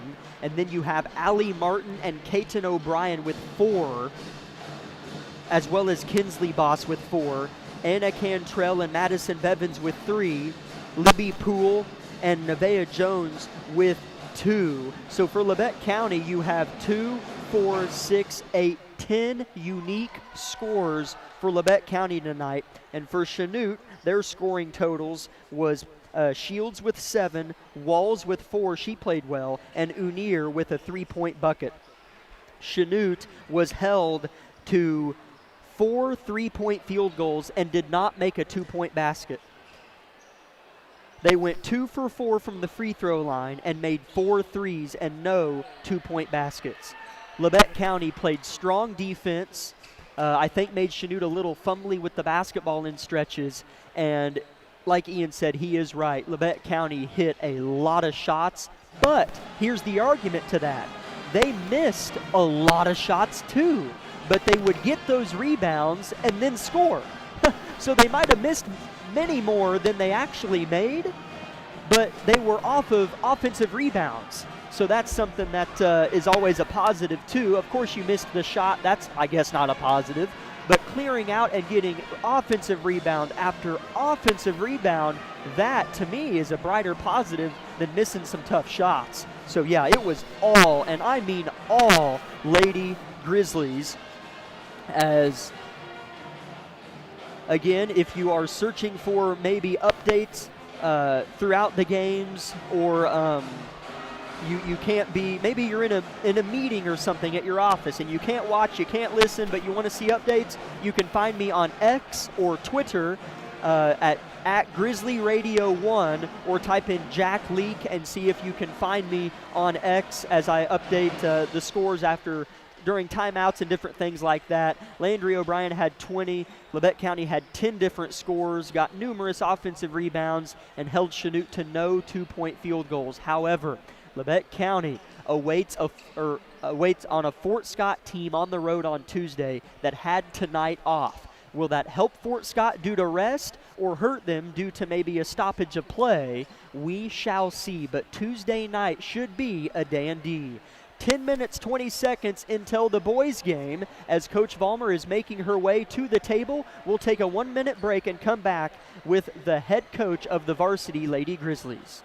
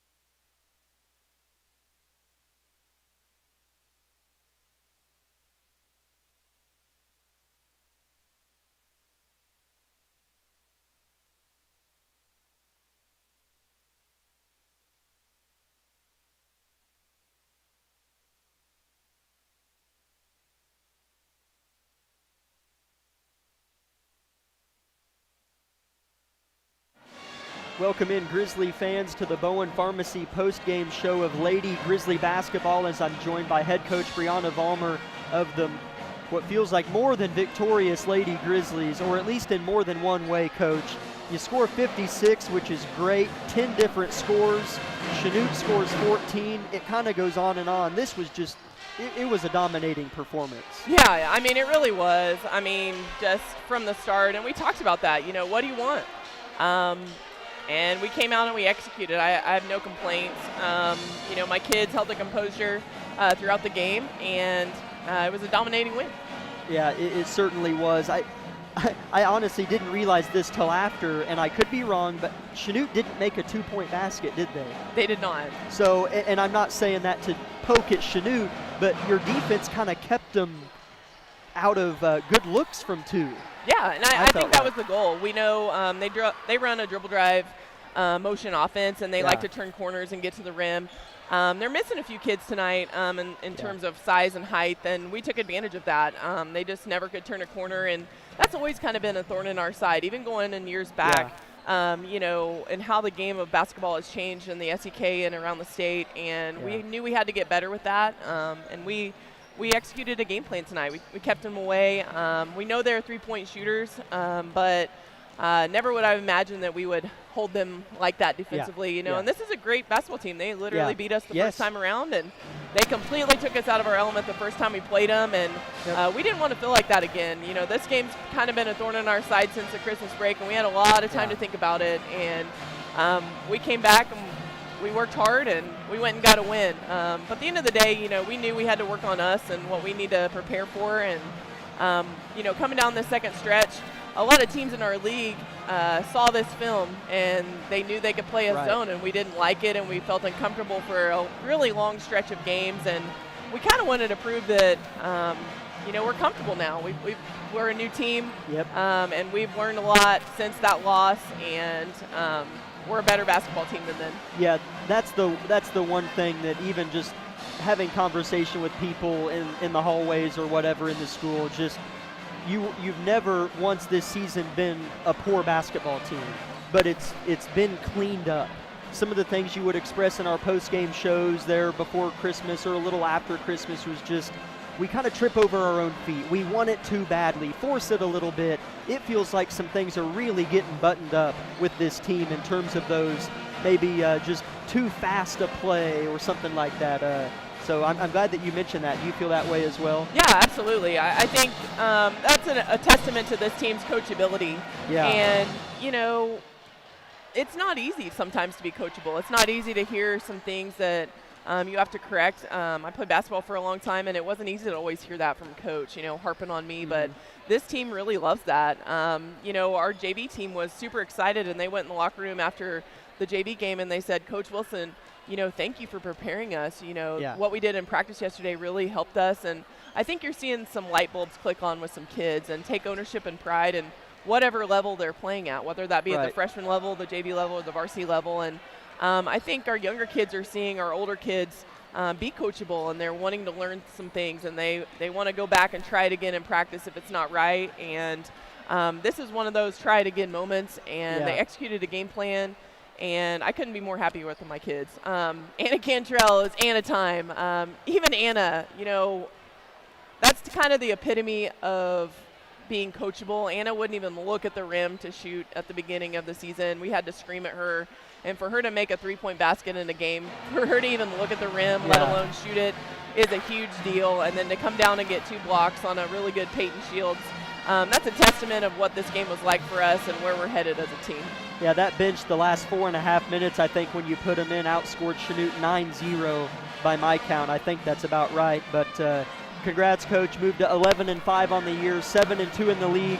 Fort Scott had the night off. I'm not asking you to talk about Fort Scott right now, but I don't think they played tonight, and we go to their place Tuesday. That'll be a dandy. It'll be a dandy. We're going to give them a run for their money, and we're going to be ready to play. Yeah. Thanks, Coach. Let's go get those Tigers. Thanks for coming up. Yep.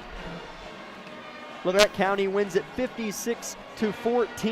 11-5 is their new record. 7-2 in the SEK, and they'll travel on Tuesday to play 8-0 Fort Scott in the league. We'll take a 30-second break and come back with the Tank Connection pregame show for the boys matchup.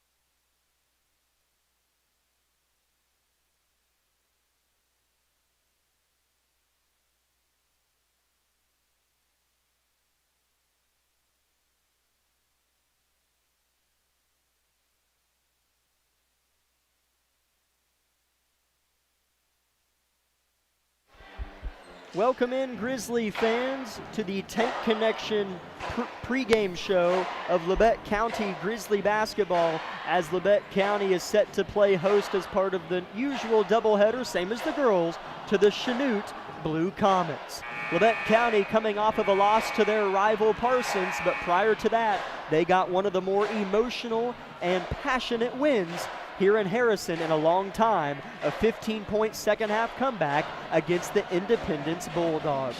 Good evening, Grizzly fans, and we thank you for hanging with us after the Lady Grizzlies' more than victorious win, or if you're just tuning in, thanks for finding 106.7 on the radio or KLKC Sports on YouTube. My name's Jack Leake. Ian Harlow will be with me at some point, as he said he's getting all spiffed up and dressed up for the Tamashaw halftime ceremony. I think he'll be with me before he has to go down there at halftime, and we'll make sure on the live stream to have the ceremony on there. I'm not sure if I can do the audio of the ceremony or not, but we'll try to make the Tamashaw ceremony at halftime of this one visible and audible to you on the live stream. Labette County kind of limps into this one with just 2 wins on the season, and Chanute, on the other hand, is coming off of a thumping of a victory at home over Fort Scott. As we'll go ahead and look at the SEK standings, as we're a little rushed here in the pregame show. In first place in the SEK is Pittsburgh at 7-1. In second place, Chanute. They really chokeholded Fort Scott at home, 54-35. And they're in second. That's Chanute at 6-1. In third is Fort Scott at 6-2. In fourth, Parsons off of a win against us, 4-4. In fifth place, Coffeyville, 2-5. In sixth place, Independence, 1-7. And in seventh place, Labette County at 1-7. Chanute comes into this contest having won 4 straight games and just 3 losses on the season for Chanute, compared to their 12-3 on the season. Chanute coming into this one, as it always seems like Chanute is a good record, ranked top 10 in the state every year, every time we play them. And I think that's not a complaint, that is a testament, a pure testament to the squad that they are able to continually put together, the roster they are able to construct, and their head coach, Devin Crabtree, I believe, is an ex-college coach and has come in and done an outstanding job there at Chanute High School with the boys basketball program. Randy Blackwell booming his voice off the walls inside historic Harrison Gymnasium, as we'll go ahead and name off the starters with our buddy Randy. For Chanute, it's number 5, a 6'2 senior, Caden Seamster. Also for Chanute, number 12 is 6'1 senior, Rhett Smith. Number 20, three-point shooting threat, 5'9 senior guard, Jordan Duncan. Number 35, this kid played as a sophomore last year on varsity and really impressed the heck out of me. And of course, he's starting this year as a junior. Stands at 6'2". He's a junior, 35, Elliott Stevenson. That's a good ball player right there. Comparable to Xavier Phillips, if you're looking for a comparison, in my mind. Number 33, a 6'1 senior guard, Lars Custer. And for Labette County, your starting 5 is Nolan Nash, the freshman, coming off of a really nice outing. The freshman Nash is, where he was tied in second for scoring, as Hudson Baker, of course, led the way. He's been unbelievable, and that'll lead me to the rest of the starting 5. Number 15, Hudson Baker. Number 24, Barrett Heston. Number 3, Xavier Phillips. And number 4, Kagan Bates. We're going to play the hype video for you one more time, put together by Media Director of USD 506, Isabel Redford. Take a watch on YouTube, but on the radio, back in a minute with tip-off. What do you want? What do you want? We talk about legacy all the time. This is your legacy. You're living that right now. Right? It's okay to mess up. It's not okay to pout about it and not go for the next play. It's not about wins and losses. It's about who you are as a person and how hard you're possibly playing. We got to step up and we got to do our jobs. Play as hard as you can, as long as you can. As long as you can play tonight. I need it every second, 32 minutes. You can control what you can control. You control your effort, you control your attitude.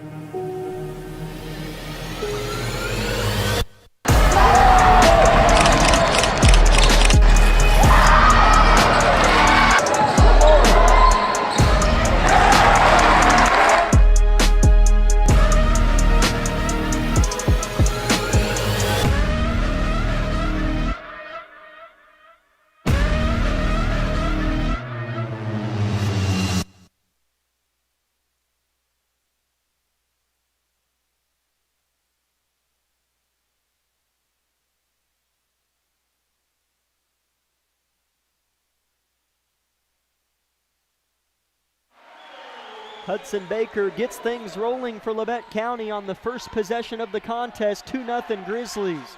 Phillips nearly gets a steal defensively, as on that opening offensive possession, it was the first possession of the game. If you're just joining us, that's all you've missed.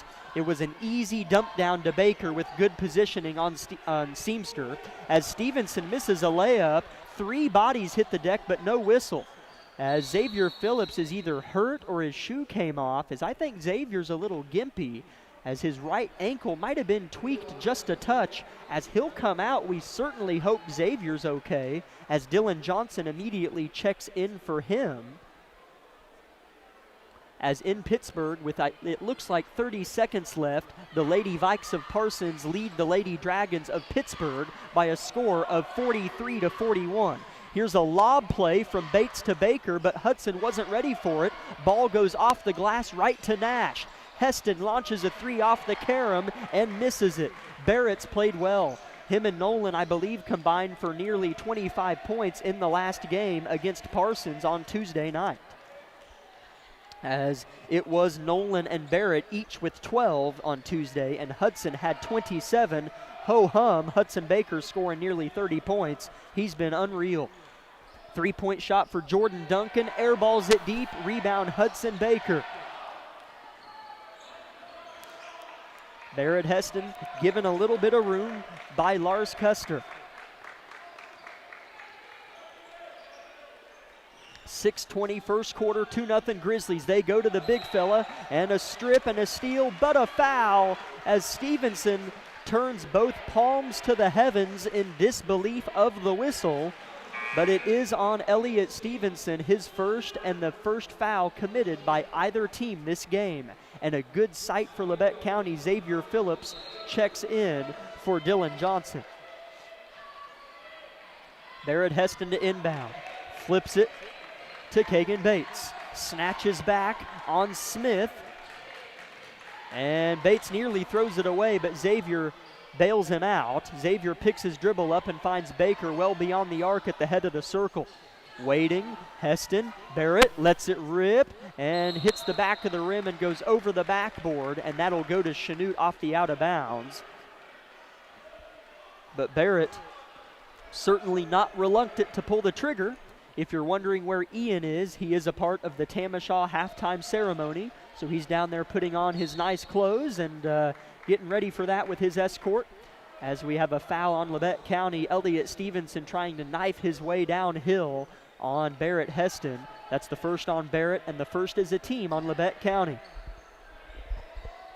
Set to throw it in for the Blue Comets is Custer, throws it into Stevenson. Left wing is Seamster, deeper to the corner in front of Coach Argabright. Elected to go tonight, did the head coach with a red shirt and a black tie over there, watching his defense go to work. And another foul on Labette County off a baseline drive. 2-0 Grizzlies, 5:37 first quarter. Even though we're only up 2-0, anything feels better than just kind of playing from behind, as that has been a common fate for Labette County this season. 5:30 first quarter, Jordan Duncan with Bates on him. That's a good matchup there. Given room, letting the 3 fly and missing it is Seamster, rebound Labette County. Nash, left to right, switches hands left to right, finds Heston short corner. Barrett immediately reverses the rock, and the play call is in with Nash with possession of the ball. Phillips at the top. They're looking for Baker on the post up. It's not there. Heston in the corner. He'll let the 3 fly and bury the 3. 5-0 Grizzlies. Barrett Heston has shot 3 threes and just added 3 to the scoreboard. Sometimes it's hard to just shoot it again after you miss the first 2, but I am glad Barrett shot it, and his head coach yelled at him to shoot it, so that's great that you have confidence in your guys. 3-point bucket for Chanute, nearly fell but didn't, and Stevenson blocked going up by Hudson, and then Smith is fouled on his attempt off the offensive board. And Chanute looking a little more lethargic than usual. I know it's only 3.5 minutes in and I'm whipping out assumptions, but Chanute's typically a real spunky, little bit emotional, not in a bad way, in a good way, but they're really a spunky squad that lets you feel, that makes you feel them defensively and offensively. And tonight they just seem a little touch off on Chanute's typical energy levels. I was really impressed with the Blue Comets in the game back in December, as splitting the pair is Smith at the line. 5-1 Grizzlies with 4:30 left in the opening quarter. Nash left to right. Bounce pass to Heston off the fingertips of Duncan, they say, as I'm not sure I disagree with Jordan Duncan there. I thought maybe that went off of our Barrett Heston, but it stays with the Grizzlies. They get the ball into Bates, swirls around, gets inside, shoots a floater that misses, as he'll have to get back on defense.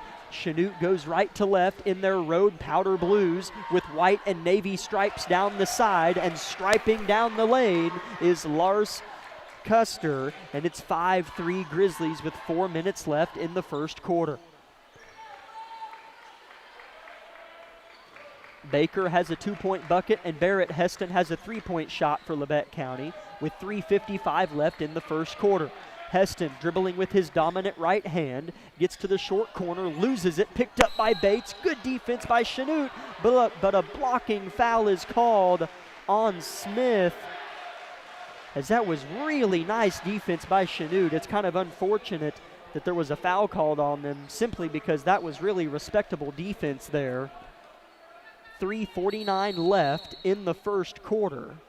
5-3 Labette County, as the ref is stopping play to have a word with Smith and Bates, maybe jawing a little bit with each other, but they both say they're cool. Ball goes in from Phillips to Bates. Left wing Heston, dumped to Baker, too high, intercepted Stevenson. Chanute with it, looking for the tie or lead on this possession. Stevenson spins left to right on Barrett. Kick out with it in the corner. Now working it, Seamster. Ball movement is very pure this possession for Coach Crabtree's squad. Duncan looking for the lead, can't get the 3 to fall, but Coach Crabtree pleased with that possession from his 5 in blue. Labette County looking to add to their early lead in a low-scoring game, whereas on Tuesday night it was high-scoring. Phillips with a wide-open drive to the bucket, misses the finger roll, and Chanute has it. Forwarding the pass up ahead is Smith to Seamster, loses it. Heston hits the deck, and a kicked ball signaled in. It'll stay with Chanute. Nice hustle play by Barrett Heston, causing the kicked ball.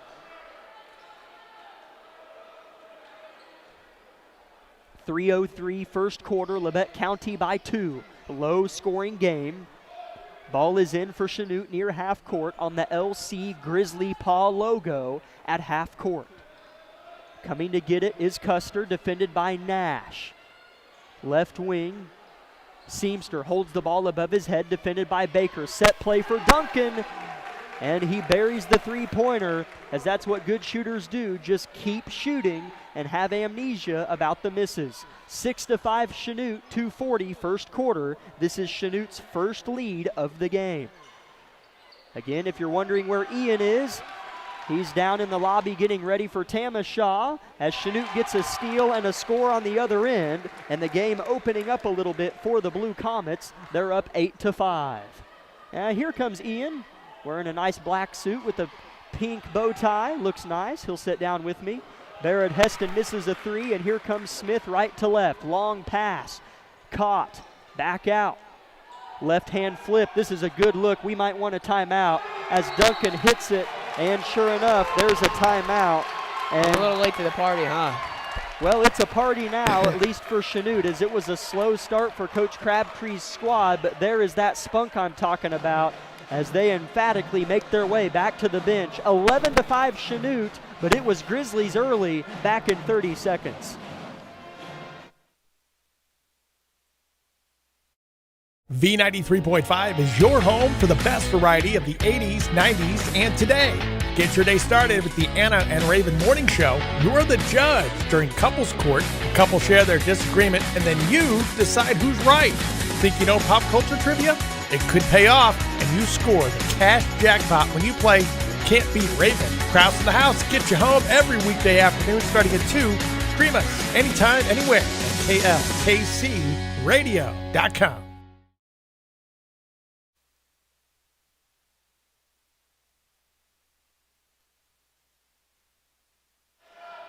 Labette County has the basketball. Jack Leak now rejoined by Ian Harlow. Lucas Hayward on the KLKC Sports YouTube live stream. In Pittsburgh, the Lady Dragons just tied the game with Parsons near the end as, did he call a charge or an and one on Barrett? Charge on Barrett.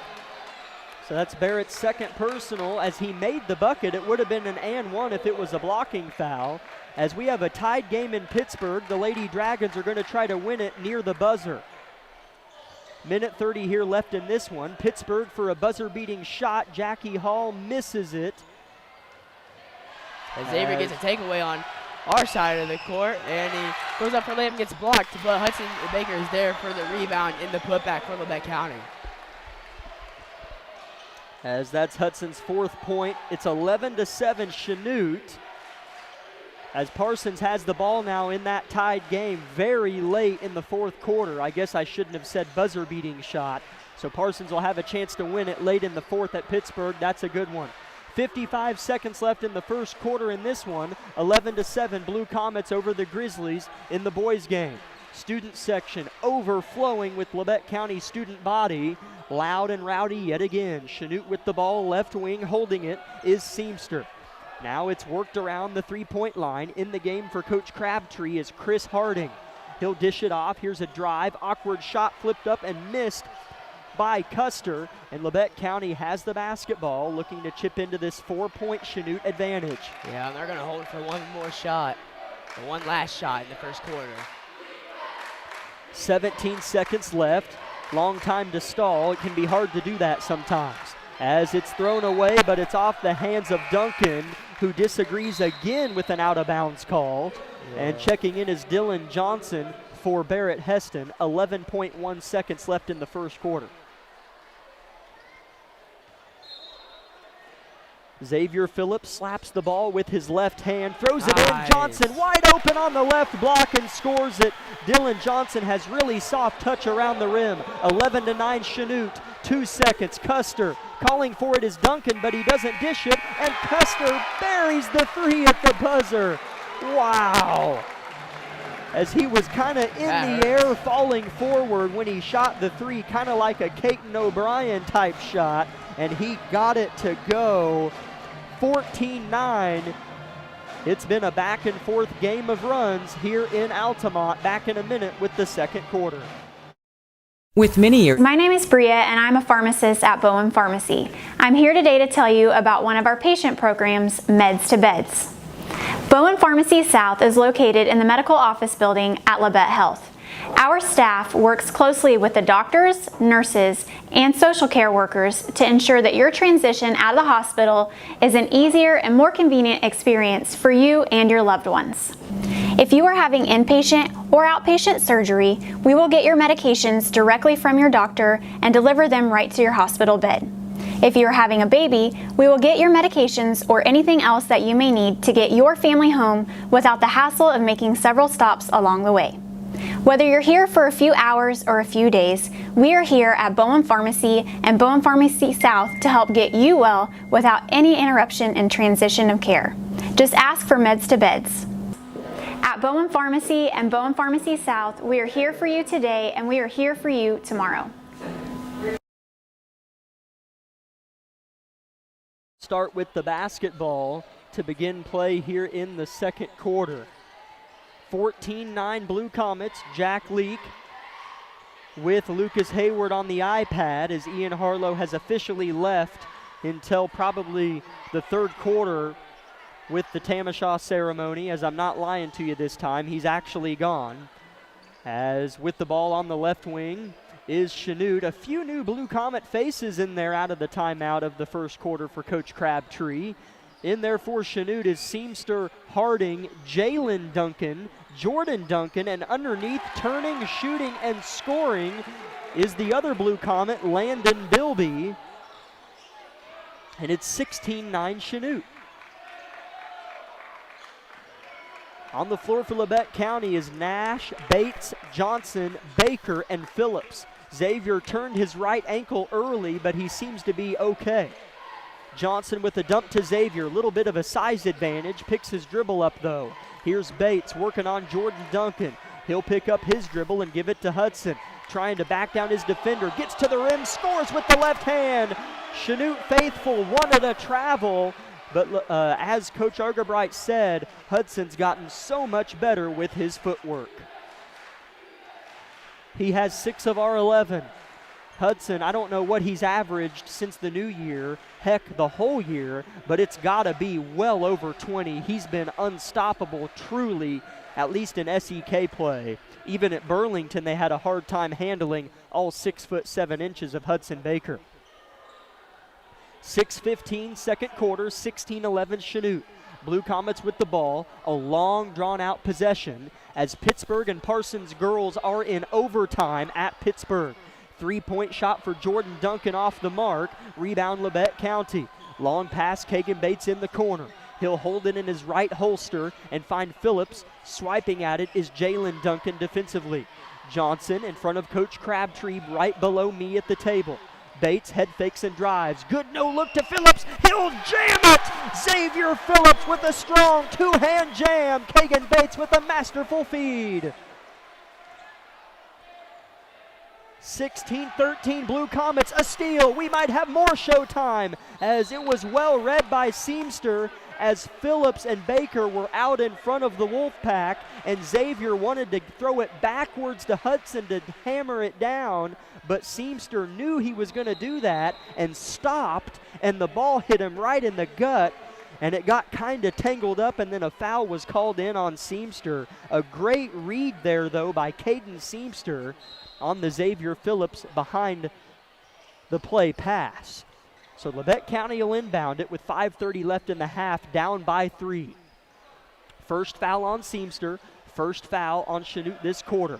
Briggs Knight and Drew Scheibe in the game for Labette County. They replace Nash and Johnson as Kagan Bates knocks down a 3 right in front of Chanute's bench and has tied this game 16 all. Labette County's played better defense as I think they're finding out that it's easier to play offense whenever you play good defense, and they do it right there, forcing the ball out of bounds off of Bilby, and it'll go right back to Labette County in the game again as Lars Custer. He'll replace Smith, or no, that's Chris Harding. As Bates breaks Chanute's press, one arm flip up ahead to Briggs Knight. As Briggs is fouled by Lars Custer, and I think that might just be one on him. That is his first and the team's second.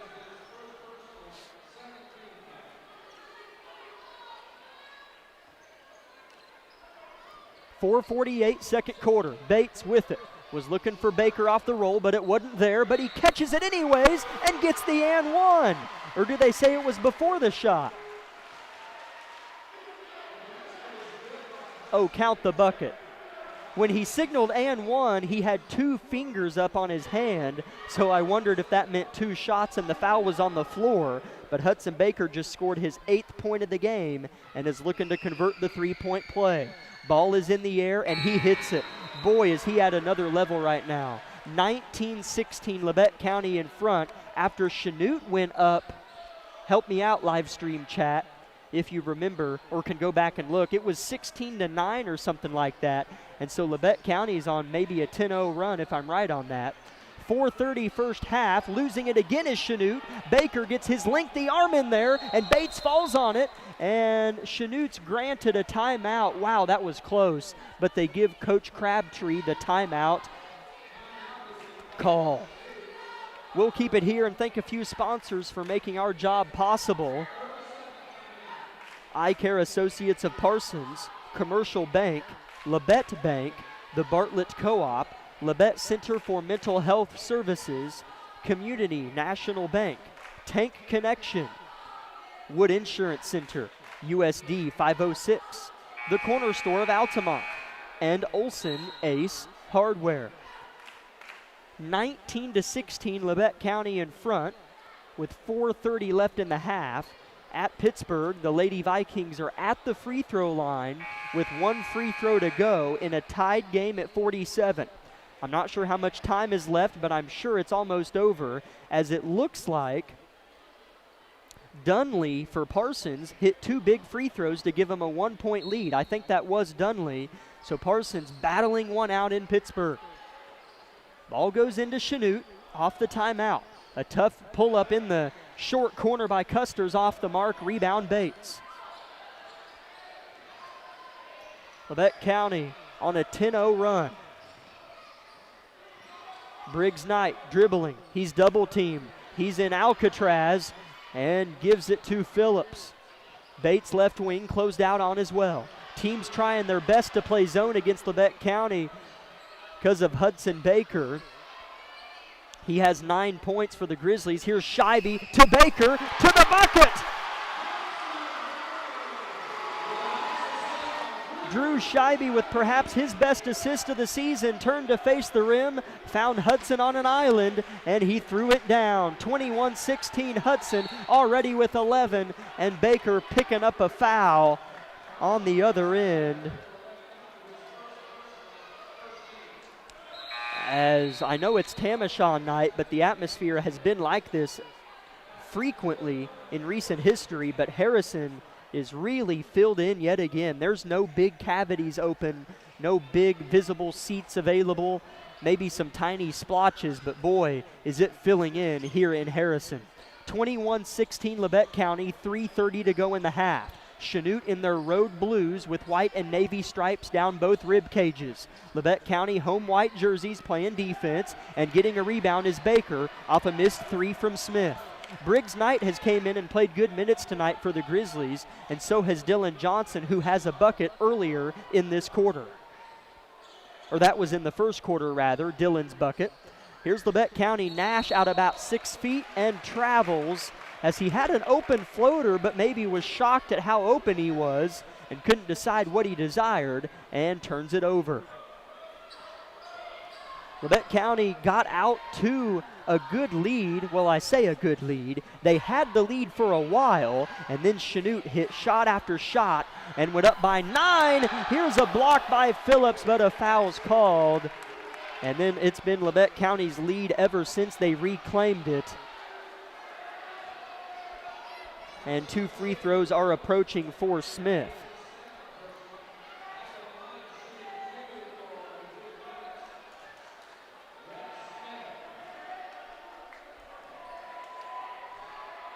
.248 left in the half. Labette County by 5. Smith's first free throw is good, and that's Chanute's first bucket since that big run they went on that led into the second quarter. Went on a big run to close out the first quarter and then hit a bucket to open the second.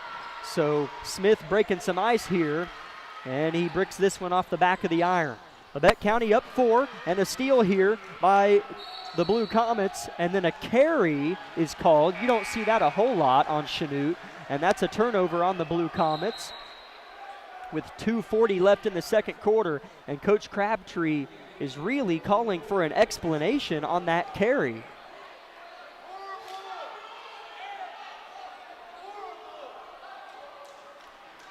Labette County will have possession of the basketball, up by 4. Bates had it stolen from a possession ago, but goes in between defenders here. Kicks it out. Nash for 3. Strong. Rebound Chanute. That's a new Blue Comet. Colby Baker, a 6'2 senior. Boy, Chanute's just full of length and upperclassmen. My goodness.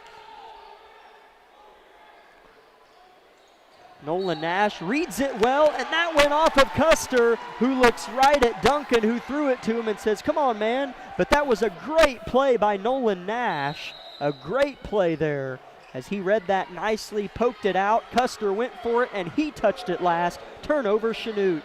2:17 left in the half, 21-17 Grizzlies. In the game is Warwick Olson for Chanute, a 6-foot-tall freshman. A different lineup for the Blue Comets. Their 2 staples in the game right now are Custer and Seamster, and then you have Duncan, the freshman Olson, and also in the game right now is Baker. Here's Knight at the elbow, out to Bates. He'll drive, Euro, shoot, and another charge is called as stepping in and taking his second charge of the game is Caden Seamster, doing good things defensively for the Blue Comet squad.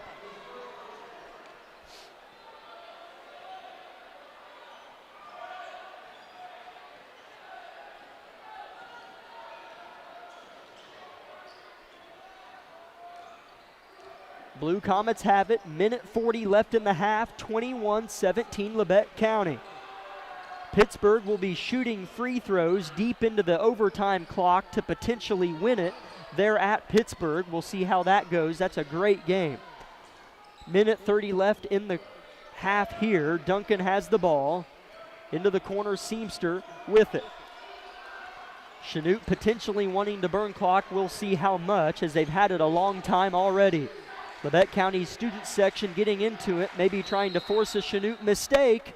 And I think we got a Chanute mistake. 3 seconds in the lane on the Blue Comets. It is hard to burn clock. It just is. A mistake just kind of seems bound to happen. It's like holding a stick of dynamite. As Pittsburgh, the Lady Dragons, I believe, did make one of their 2 free throws and win the game at home against the Lady Vikes 49-48. Just to kind of update you on that one in case there's some Grizzly fans that also, have some stock in that game there with a relative or whatnot. 50 seconds left in the half, and another charge is called, this time on Hudson Baker. That's his second personal, and he'll come out for the final 50 seconds of the first half. However, it is not, unfortunately, this is common, so Hudson has been terrific playing with fouls this season, and 2 fouls in one half is not foul trouble anyways. But Chanute is just standing there, and when they're touched by a Labette County player, they flip backwards, and a charge has been the call every time. This is just a 3-loss Chanute squad that got a dominating win over Fort Scott to give themselves in a tie for first place with Pittsburgh in the league, and driving, shooting, and scoring is Caden Seamster for his first points of the game. Bates catches it in traffic, shoots a tough floater that misses. Rebound Chanute. Labette County has to be careful as Chanute has numbers now. Long pass up ahead, 3-point shot is up and good. That's Lars Custer on the 3-point shot. Labette County got greedy and fought for a rebound, and they got beat back. Chanute reclaims the lead with 7 seconds left in the half, and the ball's poked out by Seamster with 5.3 on the clock.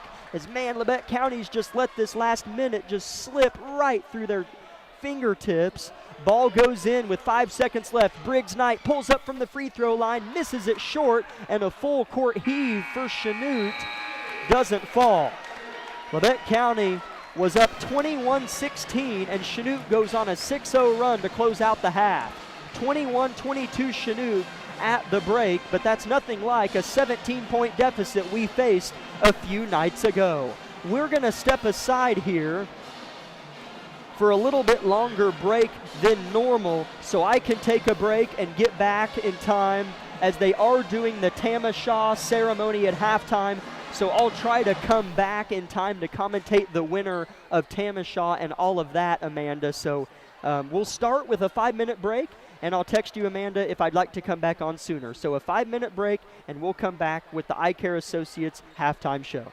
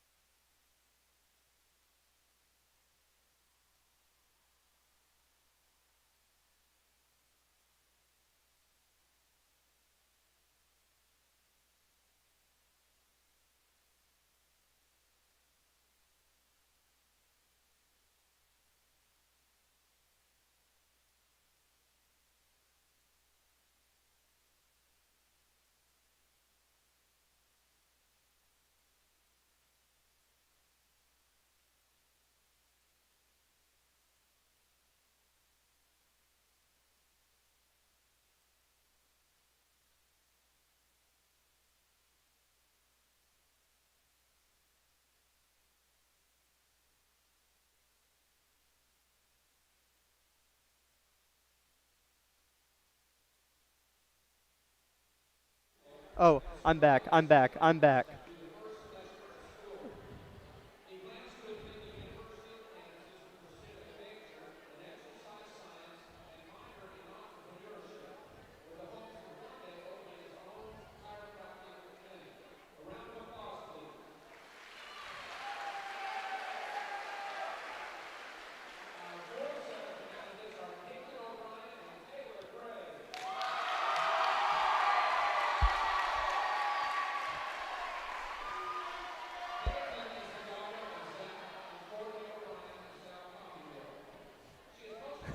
Thank you, Amanda.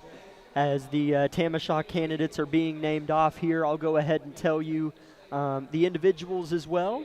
For the Tamashaw, the guys. So, Lucas, do they do like a Tamashaw king and then like a queen? I don't, because whenever I was in high school, it was just a queen, I think, not a king. So I'm not too sure. But here are the 5 candidates for both boys and girls. The guys are Taylor Gray, Ian Harlow, Xavier Phillips, Nate Lumley, and Cooper Baher.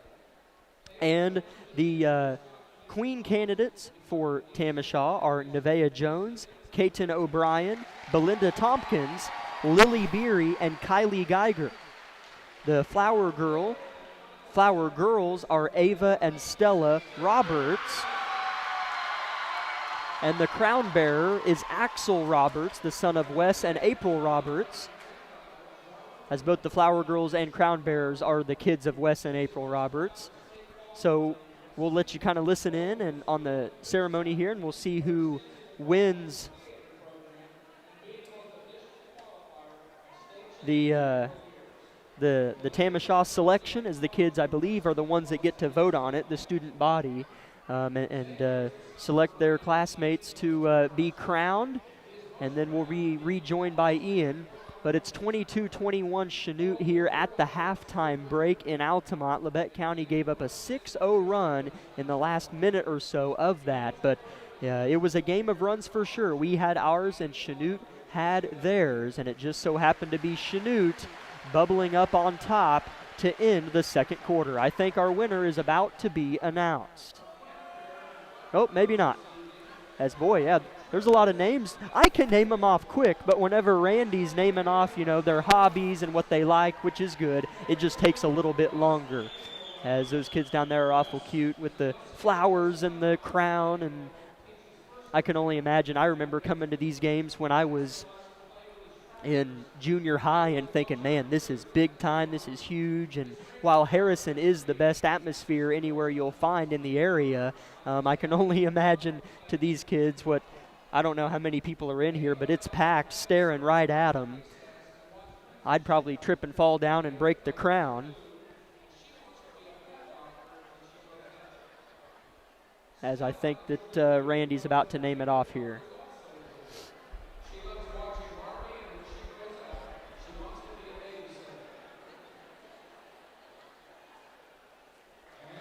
Okay.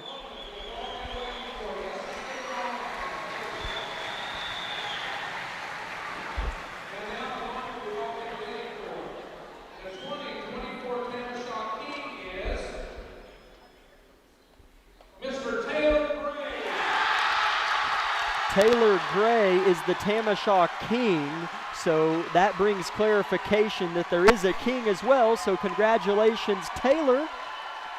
Taylor Gray is Tamashaw King, and we'll see who the queen is.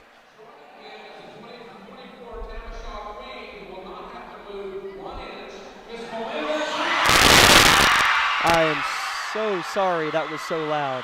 Belinda Tompkins is the Tamashaw Queen, who is standing right by Taylor, so they don't have to move at all. So congratulations to Taylor Gray and Belinda Tompkins on being Tamashaw King and Tamashaw Queen. We will, Lucas, if you want to maybe zoom in on that, just so people on the YouTube can see what's going on. But on the radio, we will step aside for a 2-minute break and come back with the Eye Care Associates of Parsons, officially the halftime show.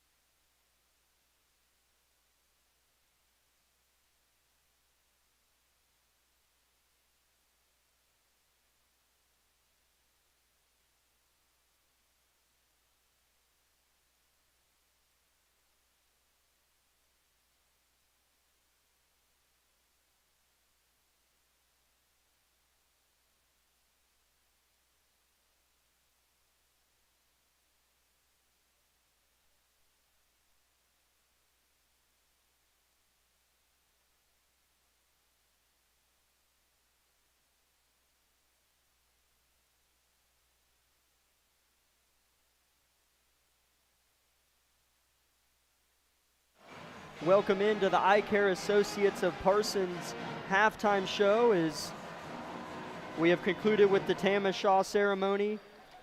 Tamashaw Queen was Belinda Tompkins. Tamashaw King Taylor Gray. As now for some business, the game 22-21 Chanute in front of Labette County. Halftime stats for you for Labette County. Hudson Baker, who did pick up 2 fouls again in the first half here tonight, has 11 of Labette County's 21 points. Kagan Bates has 3, Barrett Heston has 3, and Dylan Johnson and Xavier Phillips each have 2. For Chanute, it's Custer with 8, Duncan with 6, Seamster, Bilby, Stevenson, and Smith all with 2. At the end of the first quarter, it was Chanute 14, Labette County 9. And in the second quarter, Labette County outscored Chanute 12-8, giving us our halftime score of 21-22 Chanute. Labette County led 21-16 with about 90 seconds, maybe 2 minutes left in the half. And then Chanute goes on a 6-0 run, which Labette County's fortunate it was only a 6-0 run to give us our halftime score again of 22-21 Chanute. Hudson Baker again, incredibly tough to stop for Chanute's defense, as every team would agree with that statement that we played just about all year, especially within the SEK. It's been a matter of getting him the ball. It seems like Chanute's done a pretty good job of denying Hudson the basketball, and it's funny that I say that, and he still has 11 points and is on track to score over 20 again. So, and sat out the final minute of that second quarter when Chanute went on that run because he picked up his second personal foul. So you know somebody's dominant whenever you're thinking, man, they played pretty good defense on him, and he's got 11. So that's just the type of player that Hudson Baker's matured into with his footwork and all the things that Coach Argabright has bragged about with his big man throughout the development of the season. As other players for Labette County, the supporting cast, Xavier Phillips only has 2 points, but it came on one of the better plays of the first half. Drew Scheibe had the basketball near the free throw line, turned towards the rim. Sometimes an easy habit can be for a player to just throw it to who you see rather than facing the rim and maybe having it stolen from. But he turned, faced, found Xavier on the back block, and Xavier took a step and hammered it home. That was one of the more fun plays of the half for Labette County. Drew Scheibe to Xavier Phillips, who threw it down. Dylan Johnson had 2 as well on a backside put back off of a pass on an inbounds play, I believe. Barrett Heston hit a 3-point shot on the left wing. He shot 3 threes quickly in this contest and made his third. So Barrett not reluctant to pull the trigger and benefited off a 1 3-point bucket. Labette County's also had another 3-point shot made by Kagan to allow us to get to 21 points on the half. 2.5 minutes until the beginning of the third quarter. Labette County trails by 1. We will be back in 1 minute with a little bit more chatter and then the third quarter here on KLKC.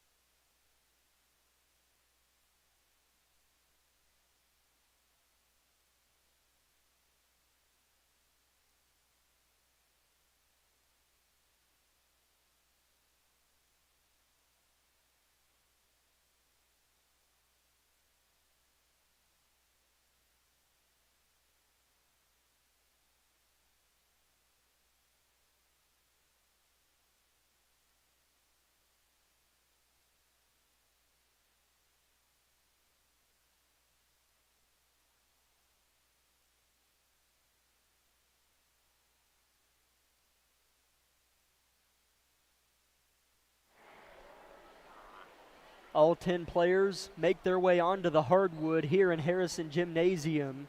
The 5 for Labette County is the same that started the game. Kagan Bates, Barrett Heston, Hudson Baker, Xavier Phillips, and Nolan Nash. For Chanute, as we'll get to those throughout the broadcast here, as Labette County gets the ball inbounds. Kagan drives, gives it to Hudson, who pulls up from the short corner and misses the jumper. Not a shot he takes a lot. That one a little short. On the floor for Chanute is Stevenson, Custer, Seamster, Duncan. That's Jordan Duncan. As scoring underneath here is Custer for 2 as Chanute goes up 3. And the 5th Blue Comet is Rhett Smith. Labette County back with the rock. 24-21, they trail Chanute. Dribble handoff, Heston to Phillips. Phillips turns and flips it right back to Barrett. Bates well beyond the arc, given room by Stevenson. Phillips holding it above his head, throws it back to Bates. He has a 3 in this game, but doesn't shoot this one. Instead, he'll dribble. Stevenson creeping out on him, playing strong defense. Phillips high-low, that's perfect, and Hudson will easily score it.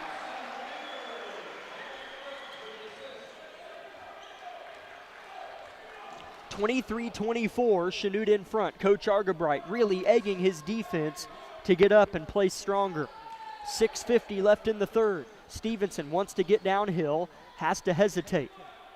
Heston giving him about 5 feet of room and bearing down, bent strongly at the knees. Stevenson drives, spins, misses, and Baker snatches the ball out of the air. Right to left, Labette County goes. Phillips to Nash. Labette looking for the lead. Baker, one arm flip to Baker, turns to face, flips it to Heston, wants a 3. Strong, fought for, Nash has it. Bates tries to drive and give it up, and Duncan gets a hand in there, but Hudson's able to corral it. And now things will slow down in the hands of the point guard, Nolan Nash. He'll drive, has it stripped, stolen. Chanute with the good steal. Lars Custer will slow down. Now he'll give a little swim move, drive, miss, hit the deck, and is kind of stepped over by Hudson, so he didn't step on him. And Custer wanted a foul on the layup attempt. Does not get one. Labette County gets another crack at the lead, and it's an ill attempt again. They throw it away. Turnover, Grizzlies. As limping off the floor for Chanute is Rhett Smith. He'll be replaced by Chris Harding.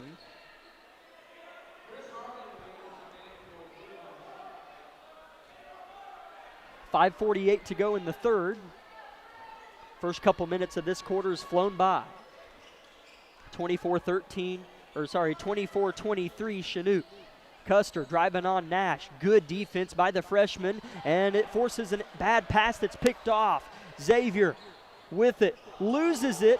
Chanute wants a double dribble. They won't get it. Bates for the lead. Got it! Wow! Kagan Bates with the right hand. He was falling down and shot it by his kneecap and flipped it up enough with his wrist to get it to go. And the third foul on Hudson Baker has just been whistled in.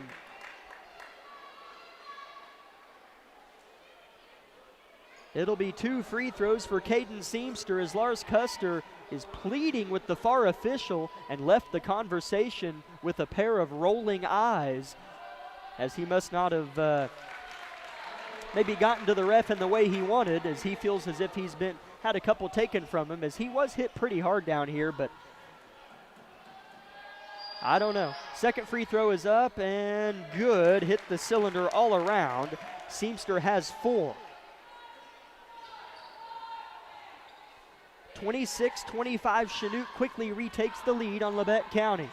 Bates will drive, had a crafty finish, a possession to go. Baker catches it over Custer's head and scores it.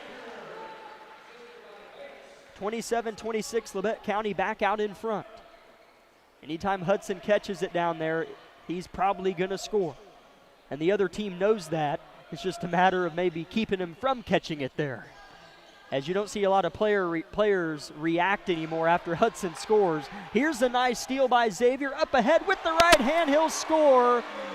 And Xavier stared down Custer a little bit. Quickly the other way, Seamster shoots the layup too hard and misses. Labette County with some mo. Xavier right to left, head fakes, drives. Bates, he'll drive, try to Euro, flip it out, and a charge is called. Chanute stepped in and taken 3 or 4 charges tonight, as Labette County's up 3 now, and just turned it over on another offensive foul.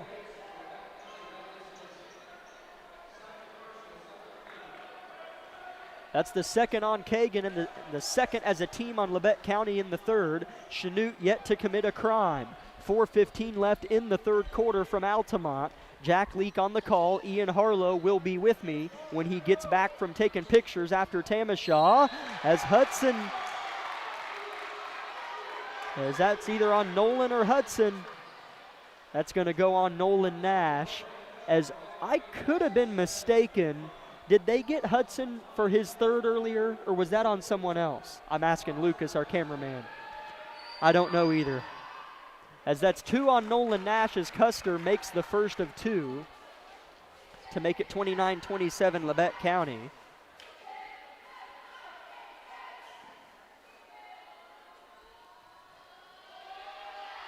Second, good as well. Just a 1-point game yet again. This is going to be a good finish here in Altamont. 4 minutes to go in the third. Nash right to left downhill. The freshman really starting to play mature for Labette County. Bates loses his handle a little bit. Heston picks it up. He'll drive, put it up, and score it. That is Barrett Heston's bread and butter right there. Just dip your shoulder a little, create some space, and pull up from 8, and he gets it to go. 31-28, Labette County in front. Coach Argerbright still anxious for a couple defensive stops, as if Labette County could get them, they'd be up by 7 or 8.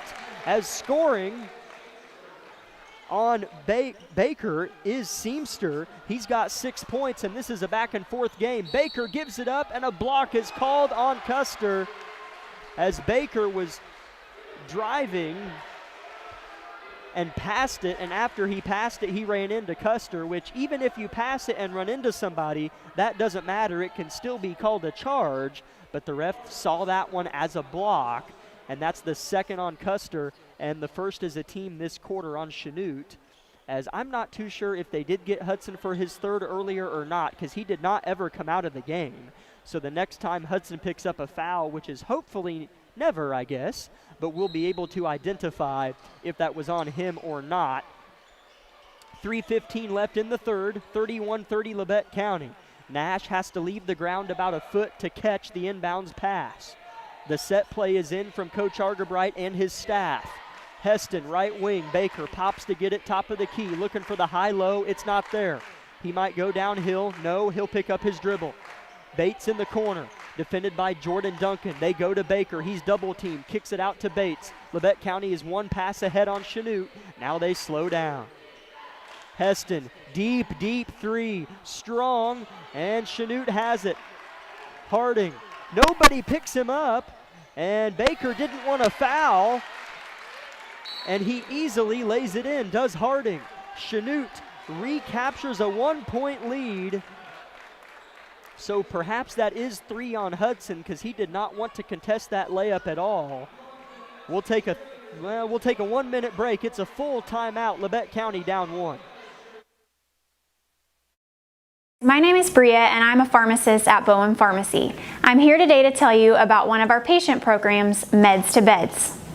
Bowen Pharmacy South is located in the medical office building at Labette Health. Our staff works closely with the doctors, nurses, and social care workers to ensure that your transition out of the hospital is an easier and more convenient experience for you and your loved ones. If you are having inpatient or outpatient surgery, we will get your medications directly from your doctor and deliver them right to your hospital bed. If you are having a baby, we will get your medications or anything else that you may need to get your family home without the hassle of making several stops along the way. Whether you're here for a few hours or a few days, we are here at Bowen Pharmacy and Bowen Pharmacy South to help get you well without any interruption in transition of care. Just ask for Meds to Beds. At Bowen Pharmacy and Bowen Pharmacy South, we are here for you today and we are here for you tomorrow.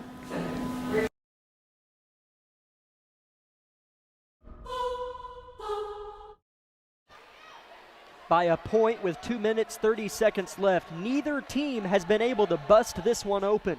It truly has been about a 1-point differential on average. If you were to tune in at any point in the broadcast, there's probably a 60% chance it's a 1-point margin. Up to this point anyway. Here's Phillips across the Grizzly logo. Labette County with the ball on the far side of the floor from where I sit. Phillips to Heston at the free throw line, goes downhill, hangs in the air, misses. Baker above all else, shoots, no foul, but he scores it anyways. And Coach Crabtree just kind of hits his fist against an open palm and just kind of watches on, because boy, that's hard to stop. Here's a drive for Seamster, nearly travels, and he'll have to kick it out as Baker was a stone wall of defense on him. Elliott with a downhill, left-hand runner is good, plus the foul. That's been the most impressive Chanute score of the night.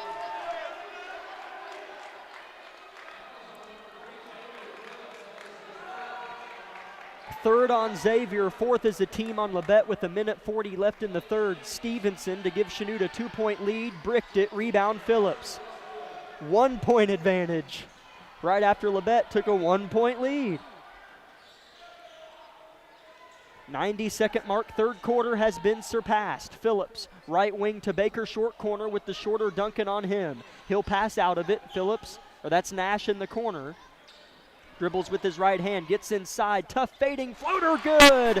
Nolan Nash with a tough shot selection, fading in the air and to his right, had to shoot across his body, but buried the tough one, his first points of the game.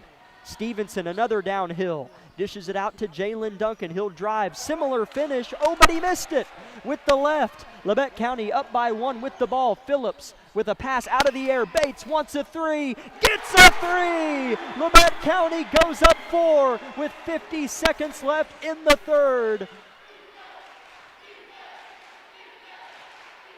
He's got 8 points. Labette County student section wants one more stop. Custer head fakes on a three. Nolan Nash really blossoming in the new calendar year in the Grizzly varsity uniform. Jordan Duncan at the top, passes on the three. Seamster won't, and he cans the three. Seamster with perhaps the biggest shot up to this point for Chanute, 38-37, and guess what? It's a 1-point game. 12 seconds left in the third quarter, Labette up by 1. In the corner, Nash has it doubled to Baker with 5 seconds. Bates for another three. Oh, he pulls it down, and he'll miss the layup. Fought for with a second left, and the buzzer sounds. I thought he shot the three because I went to turn my microphone down if he did shoot it and make it, but that was kind of a sloppy finish for Labette County there. They lead by 1 at the end of 3, so they won that third quarter by 2 points. Back in 1 minute with the fourth and final stanza from Altamont.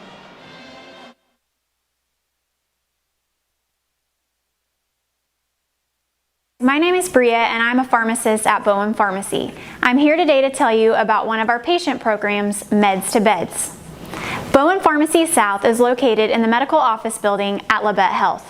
Our staff works closely with the doctors, nurses, and social care workers to ensure that your transition out of the hospital is an easier and more convenient experience for you and your loved ones. If you are having inpatient or outpatient surgery, we will get your medications directly from your doctor and deliver them right to your hospital bed. If you are having a baby, we will get your medications or anything else that you may need to get your family home without the hassle of making several stops along the way. Whether you're here for a few hours or a few days, we are here at Bowen Pharmacy and Bowen Pharmacy South to help get you well without any interruption in transition of care. Just ask for Meds to Beds. At Bowen Pharmacy and Bowen Pharmacy South, we are here for you today and we are here for you tomorrow.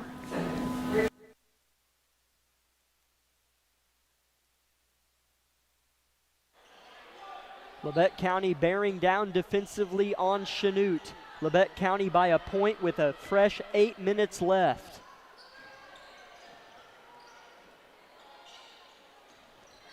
With the ball is Jalen Duncan, both Duncan brothers on the floor. Stevenson had the best finish at the rim for Chanute tonight a couple possessions ago. Here's a slash by Jalen Duncan, and he scores it. That was a pretty possession for Chanute as Jalen Duncan gets his first bucket of the game. Now Chanute by 1. Nash with the drive, fading and hitting. Nolan Nash with another tough little Euro fading jumper from the same distance as the previous, as these are not easy buckets that the freshman is getting to fall down. 40-39 Labette County with 7 minutes left in the game over just a 3-loss Chanute squad.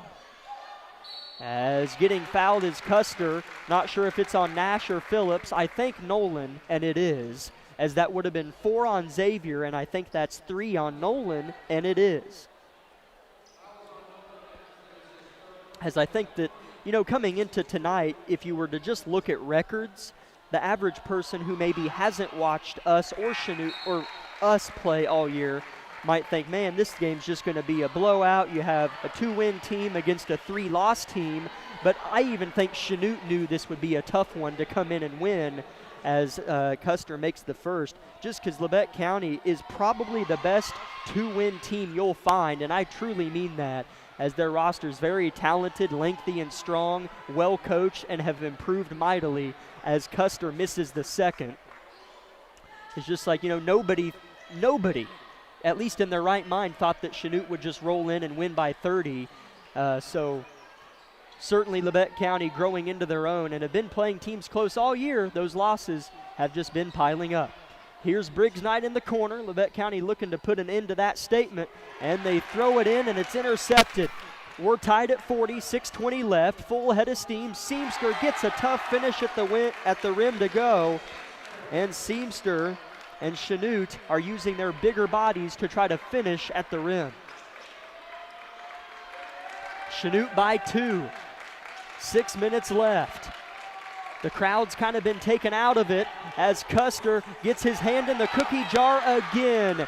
As dialing up for a dunk and throwing it down is Caden Seamster, and Chanute leads by 4 with 5:50 left. Labette County doesn't need to play careful, but from a commentating standpoint, they need to be careful because they've been in tough positions in some late fourth quarter situations. We'll see if they can keep it close. They go to Baker. He'll lean in on Stevenson, shoot and miss, get his own rebound, and get a bucket plus the foul. That's how you respond right there, as he caught the ball off his own miss. As he got his ball off his own miss and didn't bring it back down. He kept it high, not allowing Chanute to swipe at the rock.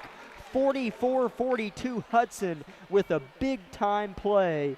And we'll see if he can't get Labette County within 1 here. As since we do have a little stoppage of play, Ian, I'll go ahead and bring you in as Ian Harlow's back. As Hudson does miss the free throw, score stays 44-42 Chanute. Ian? I think I missed quite a bit. Yeah, I hope you enjoyed yourself down there. It has been a back and forth game as Chanute is on the positive end of the teeter-totter as they lead by 2 with 5:10 left. Definitely looks like a game that's winnable for Labette County if they just stay in it. Yeah, as you don't want this lead to pop out to 8 with about 3 minutes left, as defensive possessions are going to be key. Dylan Johnson in the game. He's been strong and reliable tonight on both ends. A drive for Seamster, and he hits it. A tough floater from the short corner, as that just kind of slowly demoralizes you when a lot of clock comes off. And boy, he's had a lot of tough finishes, has the senior. Another high-low. They go to Baker. He'll catch it strong and score strong. That's an automatic. We just need defensive stops, Ian Harlow. Yeah, it looks like they're moving the ball pretty well, getting it to Hudson pretty easily. Wow. Seamster makes another 3, as Caden Seamster had 2 points in the first half, and he has loads of points in the second, as Chanute, the lid of the visitor section, would have blown off if they called that a charge, but it's a block on Jordan Duncan, who is known to take charges. That's his first personal. I thought he had, that's because all of them were called charges, not blocks. So that's just the first on Duncan and the second as a team on Chanute. Ball goes into Heston. Barrett will drive. He'll jump stop, shoot a toughie, and is fouled, and will shoot 2. Barrett Heston with 2 large free throws coming up with 4:09 left. Labette trails by 5. Do we have anybody in foul trouble right now? No? All right, No. that's good, that's good. Nobody has more than 3. That's good. Good sign. Heston, first of 2, in and out.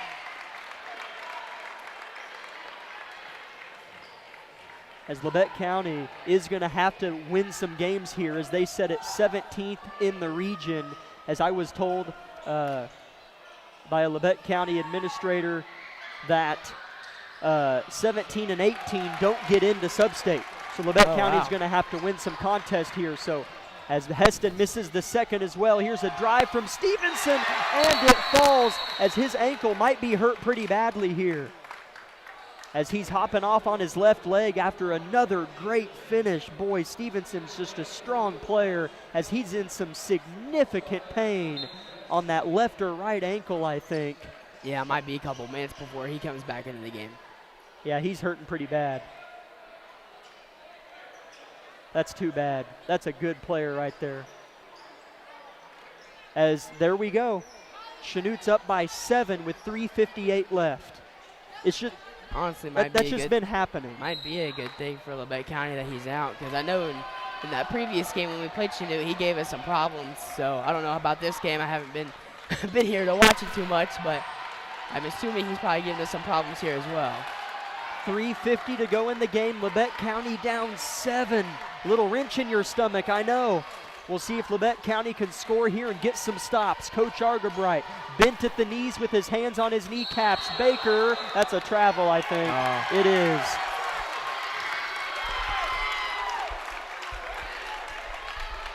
Chanute can get it to a double-digit lead or a 9-point lead with this possession with 3.5 left. Harding up ahead to Smith. Rhett Smith finds Seamster, the star, in the second half. They go down low. A head fake and layup is good by Rhett Smith, and that's his first field goal. He's got 4, and Labette County calls a timeout. With 3:15 left, they trail by 9. We'll be back in a minute with Grizzly basketball. With many years of combined experience, Eye Care Associates of Parsons has set the framework in providing comprehensive eye health examinations for all ages and routine vision care for families throughout the 4-state area. Our optometrists and staff provide remarkable care with state-of-the-art technology to help with diagnosis and management of eye health conditions. Give us a call or visit our website to schedule your next eye exam. Eye Care Associates of Parsons. Experience modern eye care.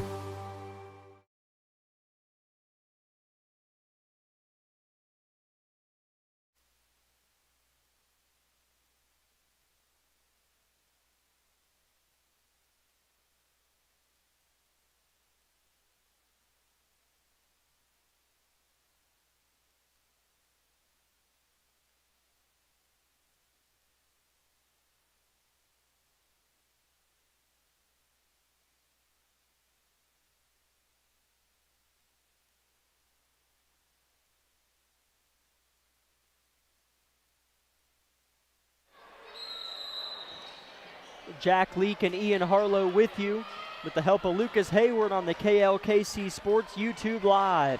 Labette County down by 9 and they turn it over. Good defense by Chanute. Up ahead, Custer gives it to Smith who loses it, and Labette County had an opportunity there to steal it, but Chanute will burn clock.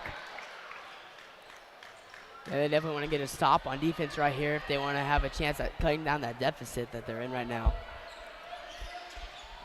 Been in similar situations like this historically this season, just kind of playing from behind late, and there's no shot clock, so Chanute can take 50 seconds off, and if they score, that just pushes the knife in deeper. 2:30 left in the game, 44-53, Labette trailing. It feels closer than 9 just because the game's been close, and Labette's played pretty well.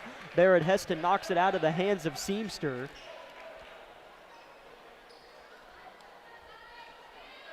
Maybe I'm just the bad luck charm. When I wasn't up here, they seemed to be playing good. 2:18 left in the fourth quarter. Timeout Chanute. Labette County's going to have to get some stops and scores on the other end.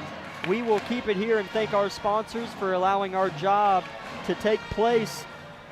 Labette Community College, Forbes Hoffman Funeral Homes, Clemens Insurance Agency, Labette Health, Woodworth Enterprises, Carson Wall Funeral Homes, Commercial Bank, Eye Care Associates of Parsons, Labette Bank, the Bartlett Co-op, Labette Center for Mental Health Services, and SEK Orthopedics, Doctors Mosier and Meister.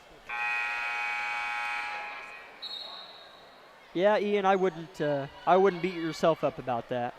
It didn't have an effect. But, it doesn't feel like, and you haven't been here, but it doesn't feel like we're down 9 just because it's oh, this is a game we're going to be in. So when we're not in it anymore, it doesn't feel real. Because it feels like Labette's really gone punch for punch with Chanute all but the last 2 minutes of the game. Over this final 2 minutes. That's right. Right now is the start of something new. Exactly right. Plenty of time, down 9. That's just 3 threes as Nash takes a swipe at Seamster, but he collects it. Duncan, left wing, and Chanute doing a really nice job of burning clock. This is where the shot clock implementation would be beautiful. As Labette County does foul with 1:40 on the clock, and as they still have to foul more. They have to foul 3 more times for Chanute to shoot free throws. It was Barrett fouling his 3rd and the team's 2nd. So, yeah, they have to foul 3 more times. As Coach Argerbright's going to send in Briggs Knight and Dylan Johnson perhaps to foul and then send back in Nolan and Xavier. 1:40 left, Labette down 9. Ball goes in, and they'll go ahead and just score it. Seamster on the end around. Well drawn up play. He has been the best player on the floor in the 4th quarter. An 11-point 4th quarter for the Chanute senior. Labette County down 11 with 1:20 left. Johnson at the top has his pocket picked, and Chanute left to right. Heston with great hands, and they're going to say it went off of Barrett. I thought maybe we might get the call off of the leg of Rhett Smith, but they say it went off of Heston, but a nice play by Barrett in transition defensively.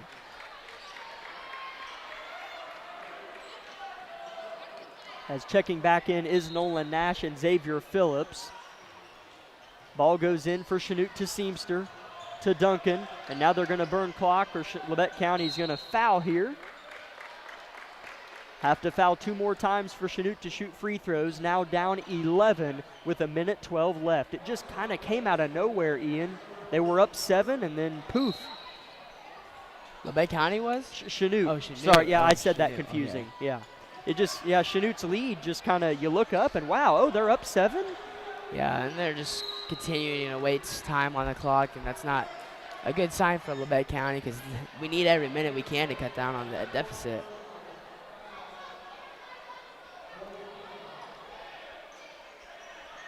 Minute 4 left in the game, 55-44, Chanute in front. Jordan Duncan to throw it in, throws a long pass to the other end of the floor to Rhett Smith, who's fouled by Barrett, and that'll send him to the line. That's Barrett's 4th, Kagan has 4, and I believe Xavier has 3, and maybe Hudson. I still didn't get clarification on that. So Rhett Smith is shooting 2 free throws to try to put Chanute up 13. His first is good.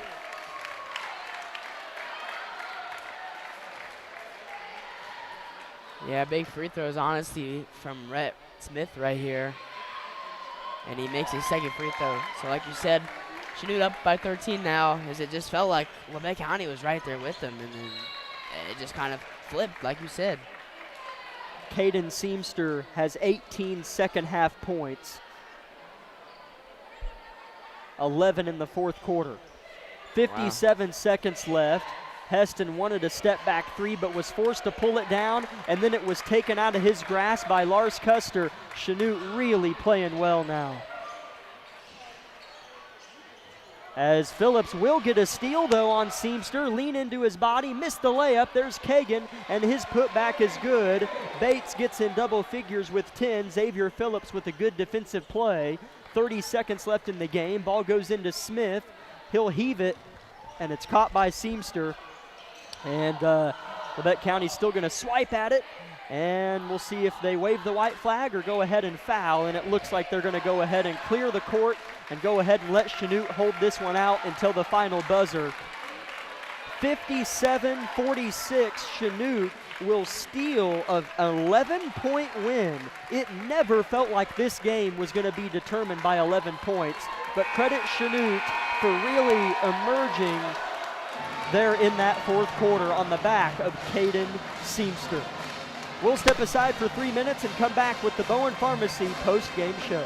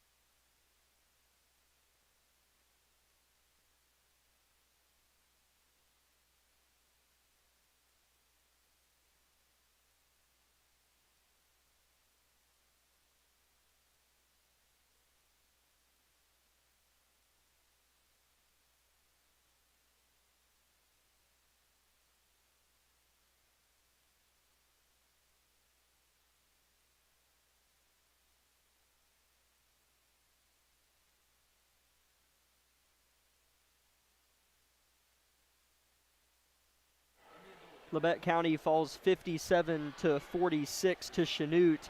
I would have to look back and maybe listen to the broadcast to see how much time was left, but it was just a one-point game going back and forth between us up one, Chanute up one, and back and forth for a lot of the whole game after things settled into that second quarter. But before it really pushed up to a 4 and then 7-point Chanute lead, it was probably around the 4-minute mark maybe, and then Chanute just goes score, stop, score, and it's a 7-point game with about 3:58 left, and that just felt like the air was just popped from the balloon, and that is the moment where it felt like it really, really hurt Labette County. Caden Seamster was terrific. 18 second half points, 11 in the fourth quarter, 20 in total on the game. As Ian, I know you were gone for most of that one, but like I said, it was kind of back and forth, and when Chanute went up 7, hurt really bad. Yeah, the parts that I watched in the game, I think whenever I was down there in the lobby, I looked out and Hudson got a dunk, and it's all wild in here, and we're up by like 5 or something like that. I was like, oh yeah, this is a great game for Labette County. We're playing great right now. And then I come back up here, maybe 4-minute, 5-minute mark. I'm not quite remember, but all I remember is 42-44 Chanute led. I was like, oh yeah, this is gonna come down the wire. Like you said, right when the game stopped or when the game was over, it was a 11-point game that we lost by, and you would never expect us to lose the game by 11 points when you come back and it's 4 minutes left remaining, and it's 42-44. And unfortunately, just Labette County couldn't hold on to it. They had some miscommunications here and there. Just wasn't the best 4 minutes remaining in the fourth quarter like Labette County wanted, and then they got just outbeat by Chanute. Scoring totals for you. Seamster, who had 20 for Chanute, was not the leading scorer in the game. It was our Hudson Baker with 21. He continues to just break over and over again that 20-point hump. 21 tonight for Hudson. Kagan Bates had 10. Nolan Nash and Xavier Phillips each had 4. And then Dylan Johnson and Barrett Heston each chipped in 2. For Chanute, a lot of different scores wearing blue. 8 different scores for the Blue Comets. Seamster had 20. Custer had 13. Smith and Duncan each had 6. That's Jordan Duncan. Jalen Duncan, Bilby, and Harding all had 2 for the Blue Comets. At the end of the first quarter, it was Chanute 14, Labette County 9. And then going into the break, in that second quarter, Labette County outscored Chanute by 4 to make it 21-22 Chanute at the halftime break. And then Labette County had a 1-point lead after outscoring Chanute 17-15 in the third quarter. So it was Labette County by 1 going into the fourth, and Chanute took that fourth quarter 20-8 to give themselves a 57-46 victory here in Altamont. So a tough pill to swallow against the Blue Comets, a game that was very tight up until the end.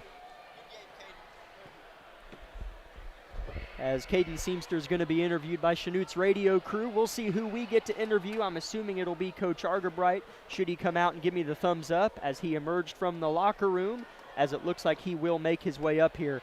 Let's go ahead and step aside for a 2-minute break and see if Coach Argerbright joins us as part of the Bowen Pharmacy post-game show.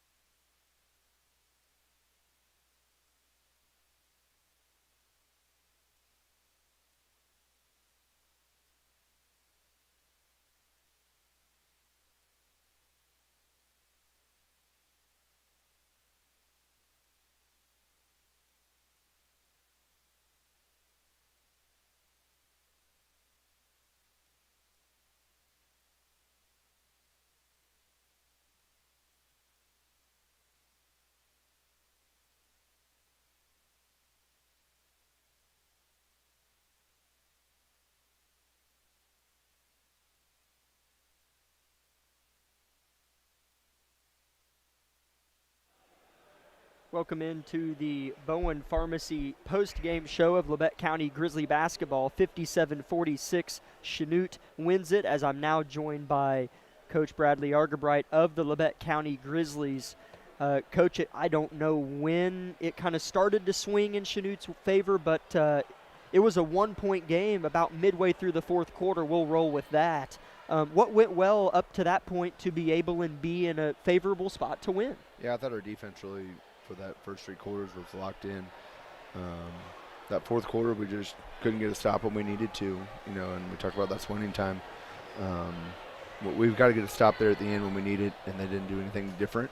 We just didn't make the plays when we needed to defensively. But, I thought we took care of the ball well in the first half. We made some good plays. We made a run when we needed to after they came on a run in the first quarter. So we won the second and third quarter, but, we just had a bad spell there, and we've got to eliminate those bad spells where, we were turning it over, and that coupled with some non-defensive stops and some transition buckets, and it got away from us.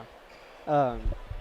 Chanute went on a little 6-0 run to end the first half to go up 1 and kind of just take the lead. Felt like it was ours, but it's so contrastable to the deficit we faced 3 nights ago at halftime. Yeah. So what was the conversation like, the mood in the locker room? I know, heck, you felt like you should be up 7, 8, or 9 maybe, but it's better than 17. Yeah, we talked about, we talked about before the game. We've got to come out. Yeah. And we've got to go win this first half, or, we've got to be in the game in the first half. We can't come, I'm glad that we're making runs and coming back from 17-20 down, but, right. We don't want to be in that position. We want to be on top going into half and give ourselves a chance to, execute and not have to always catch points, which is a little bit tough sometimes. But really proud of that first half. Besides that run that you said, that 6-0 run, I think they would have had maybe 2-3 points that quarter. So, yes, just that last minute wasn't a good spell for us, but it was good to be in the game at half, and we got to go finish the game. Kagan Bates had 10 tonight. He's really looking to take the ball to the cup and not just facilitate, but initiate too sometimes as well. It feels like him. He's really done that well offensively, and I feel like Nolan Nash is, it's February 9th. He's almost a sophomore, if that makes sense, in terms of basketball talk. And, boy, he looks pretty mature out there, I think, too. Those 2 guys look solid. Yeah, Nolan's playing really well minutes, really good minutes for, especially being a freshman. But night in, night out, he's getting better. Really impressed with his shot-making ability tonight. He took some tough shots. And, for a freshman to make those shots, it's not easy. Those are off-balance shots. But, his defense, I haven't probably talked about that enough. He's a very fast athlete, uses his speed well, and he understands the defensive end of the floor. He sees guys, he sees the ball, and he's always making plays. He's always in the right spot at the right time. So, playing really well. Kagan's playing really well right now. Really looking to attack. Bear hit one there early in the first quarter. I wish he would have kept the shot going. Kind of got in some foul trouble there in that first half. But, really impressed with Kagan tonight, too. He's hitting some shots, hit 2 threes. And he's had good looks all year, kind of passed up some early in the year, and now he's finally getting that confidence that, we know you're a good shooter. If you have an open shot, take that shot. Yep. So finally being aggressive and looking to score, not just looking to pass, being a full player. So he's taking that sophomore to junior jump right now, and it's really paying off for him.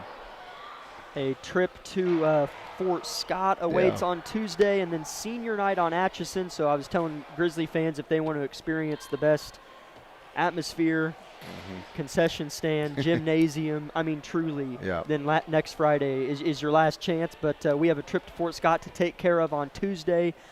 Really good Fort Scott squad, but this is the last team I'd want to play. Yeah. You don't want to mess with a wounded dog. Yeah. You don't. Yeah. And this is a pretty good wounded dog. Yeah, we talked about that. If we can just get over the hump and give ourselves a chance, we talked about Chanute could be a team we play first round. So Yep. They're a team's 13-3. And we gave them, probably everything they wanted tonight. But we're close. We're really close. We keep talking about that, and I just keep hoping it's going to pay off, with some wins for these guys, because they do deserve it. They're playing hard. And hopefully we're going to make some plays, down the stretch here when it matters. And we just need to go get Fort Scott on Tuesday. So going to be weird. We haven't been on the road in a while. Yeah. I told our freshmen they haven't been on the road or a JV since December. So, oh wow! I told them to start digging out those socks. We're gonna need the away socks. But really proud of our freshmen and our JV crew tonight. I probably don't talk about them at all, and probably as much as I need to right now. But our freshmen are playing really well. They're 8-5. Wow. Playing well. They won again tonight. Our JV won again tonight, and I think they have a winning record. So things are trending in the right direction. And top to bottom, varsity down to freshmen, they're playing hard. So really proud of the program, and I'm just hoping it shows in the right way for this varsity group. So we'll see you on Tuesday in Fort Scott. Go Grizzlies. Thanks, Coach. 57-46, your final score. This has been the Bowen Pharmacy postgame show of Labette County Grizzly basketball. And for those who celebrate, which I hear there's a team from around here in the Super Bowl, so if you like that team, enjoy this weekend should you celebrate the Super Bowl. But no, I'm just messing with you. We'll see. I have Chiefs. Ooh, wow, this is big for me. A live prediction. I do like the Chiefs. I don't see Mahomes losing to Purdy. I just cannot see it happening, and trust me, I might not be a Chiefs fan, but I see them winning this game. I'll go Chiefs 25-22 Chiefs. We'll roll with that. Thank you, Grizzly fans, for tuning in to another evening of Labette County Grizzly basketball. For Lucas Hayward, Ian Harlow, I'm Jack Leake saying so long from Altamont, Kansas. We'll talk to you on Tuesday night at Fort Scott about 5:50 p.m. for the pregame show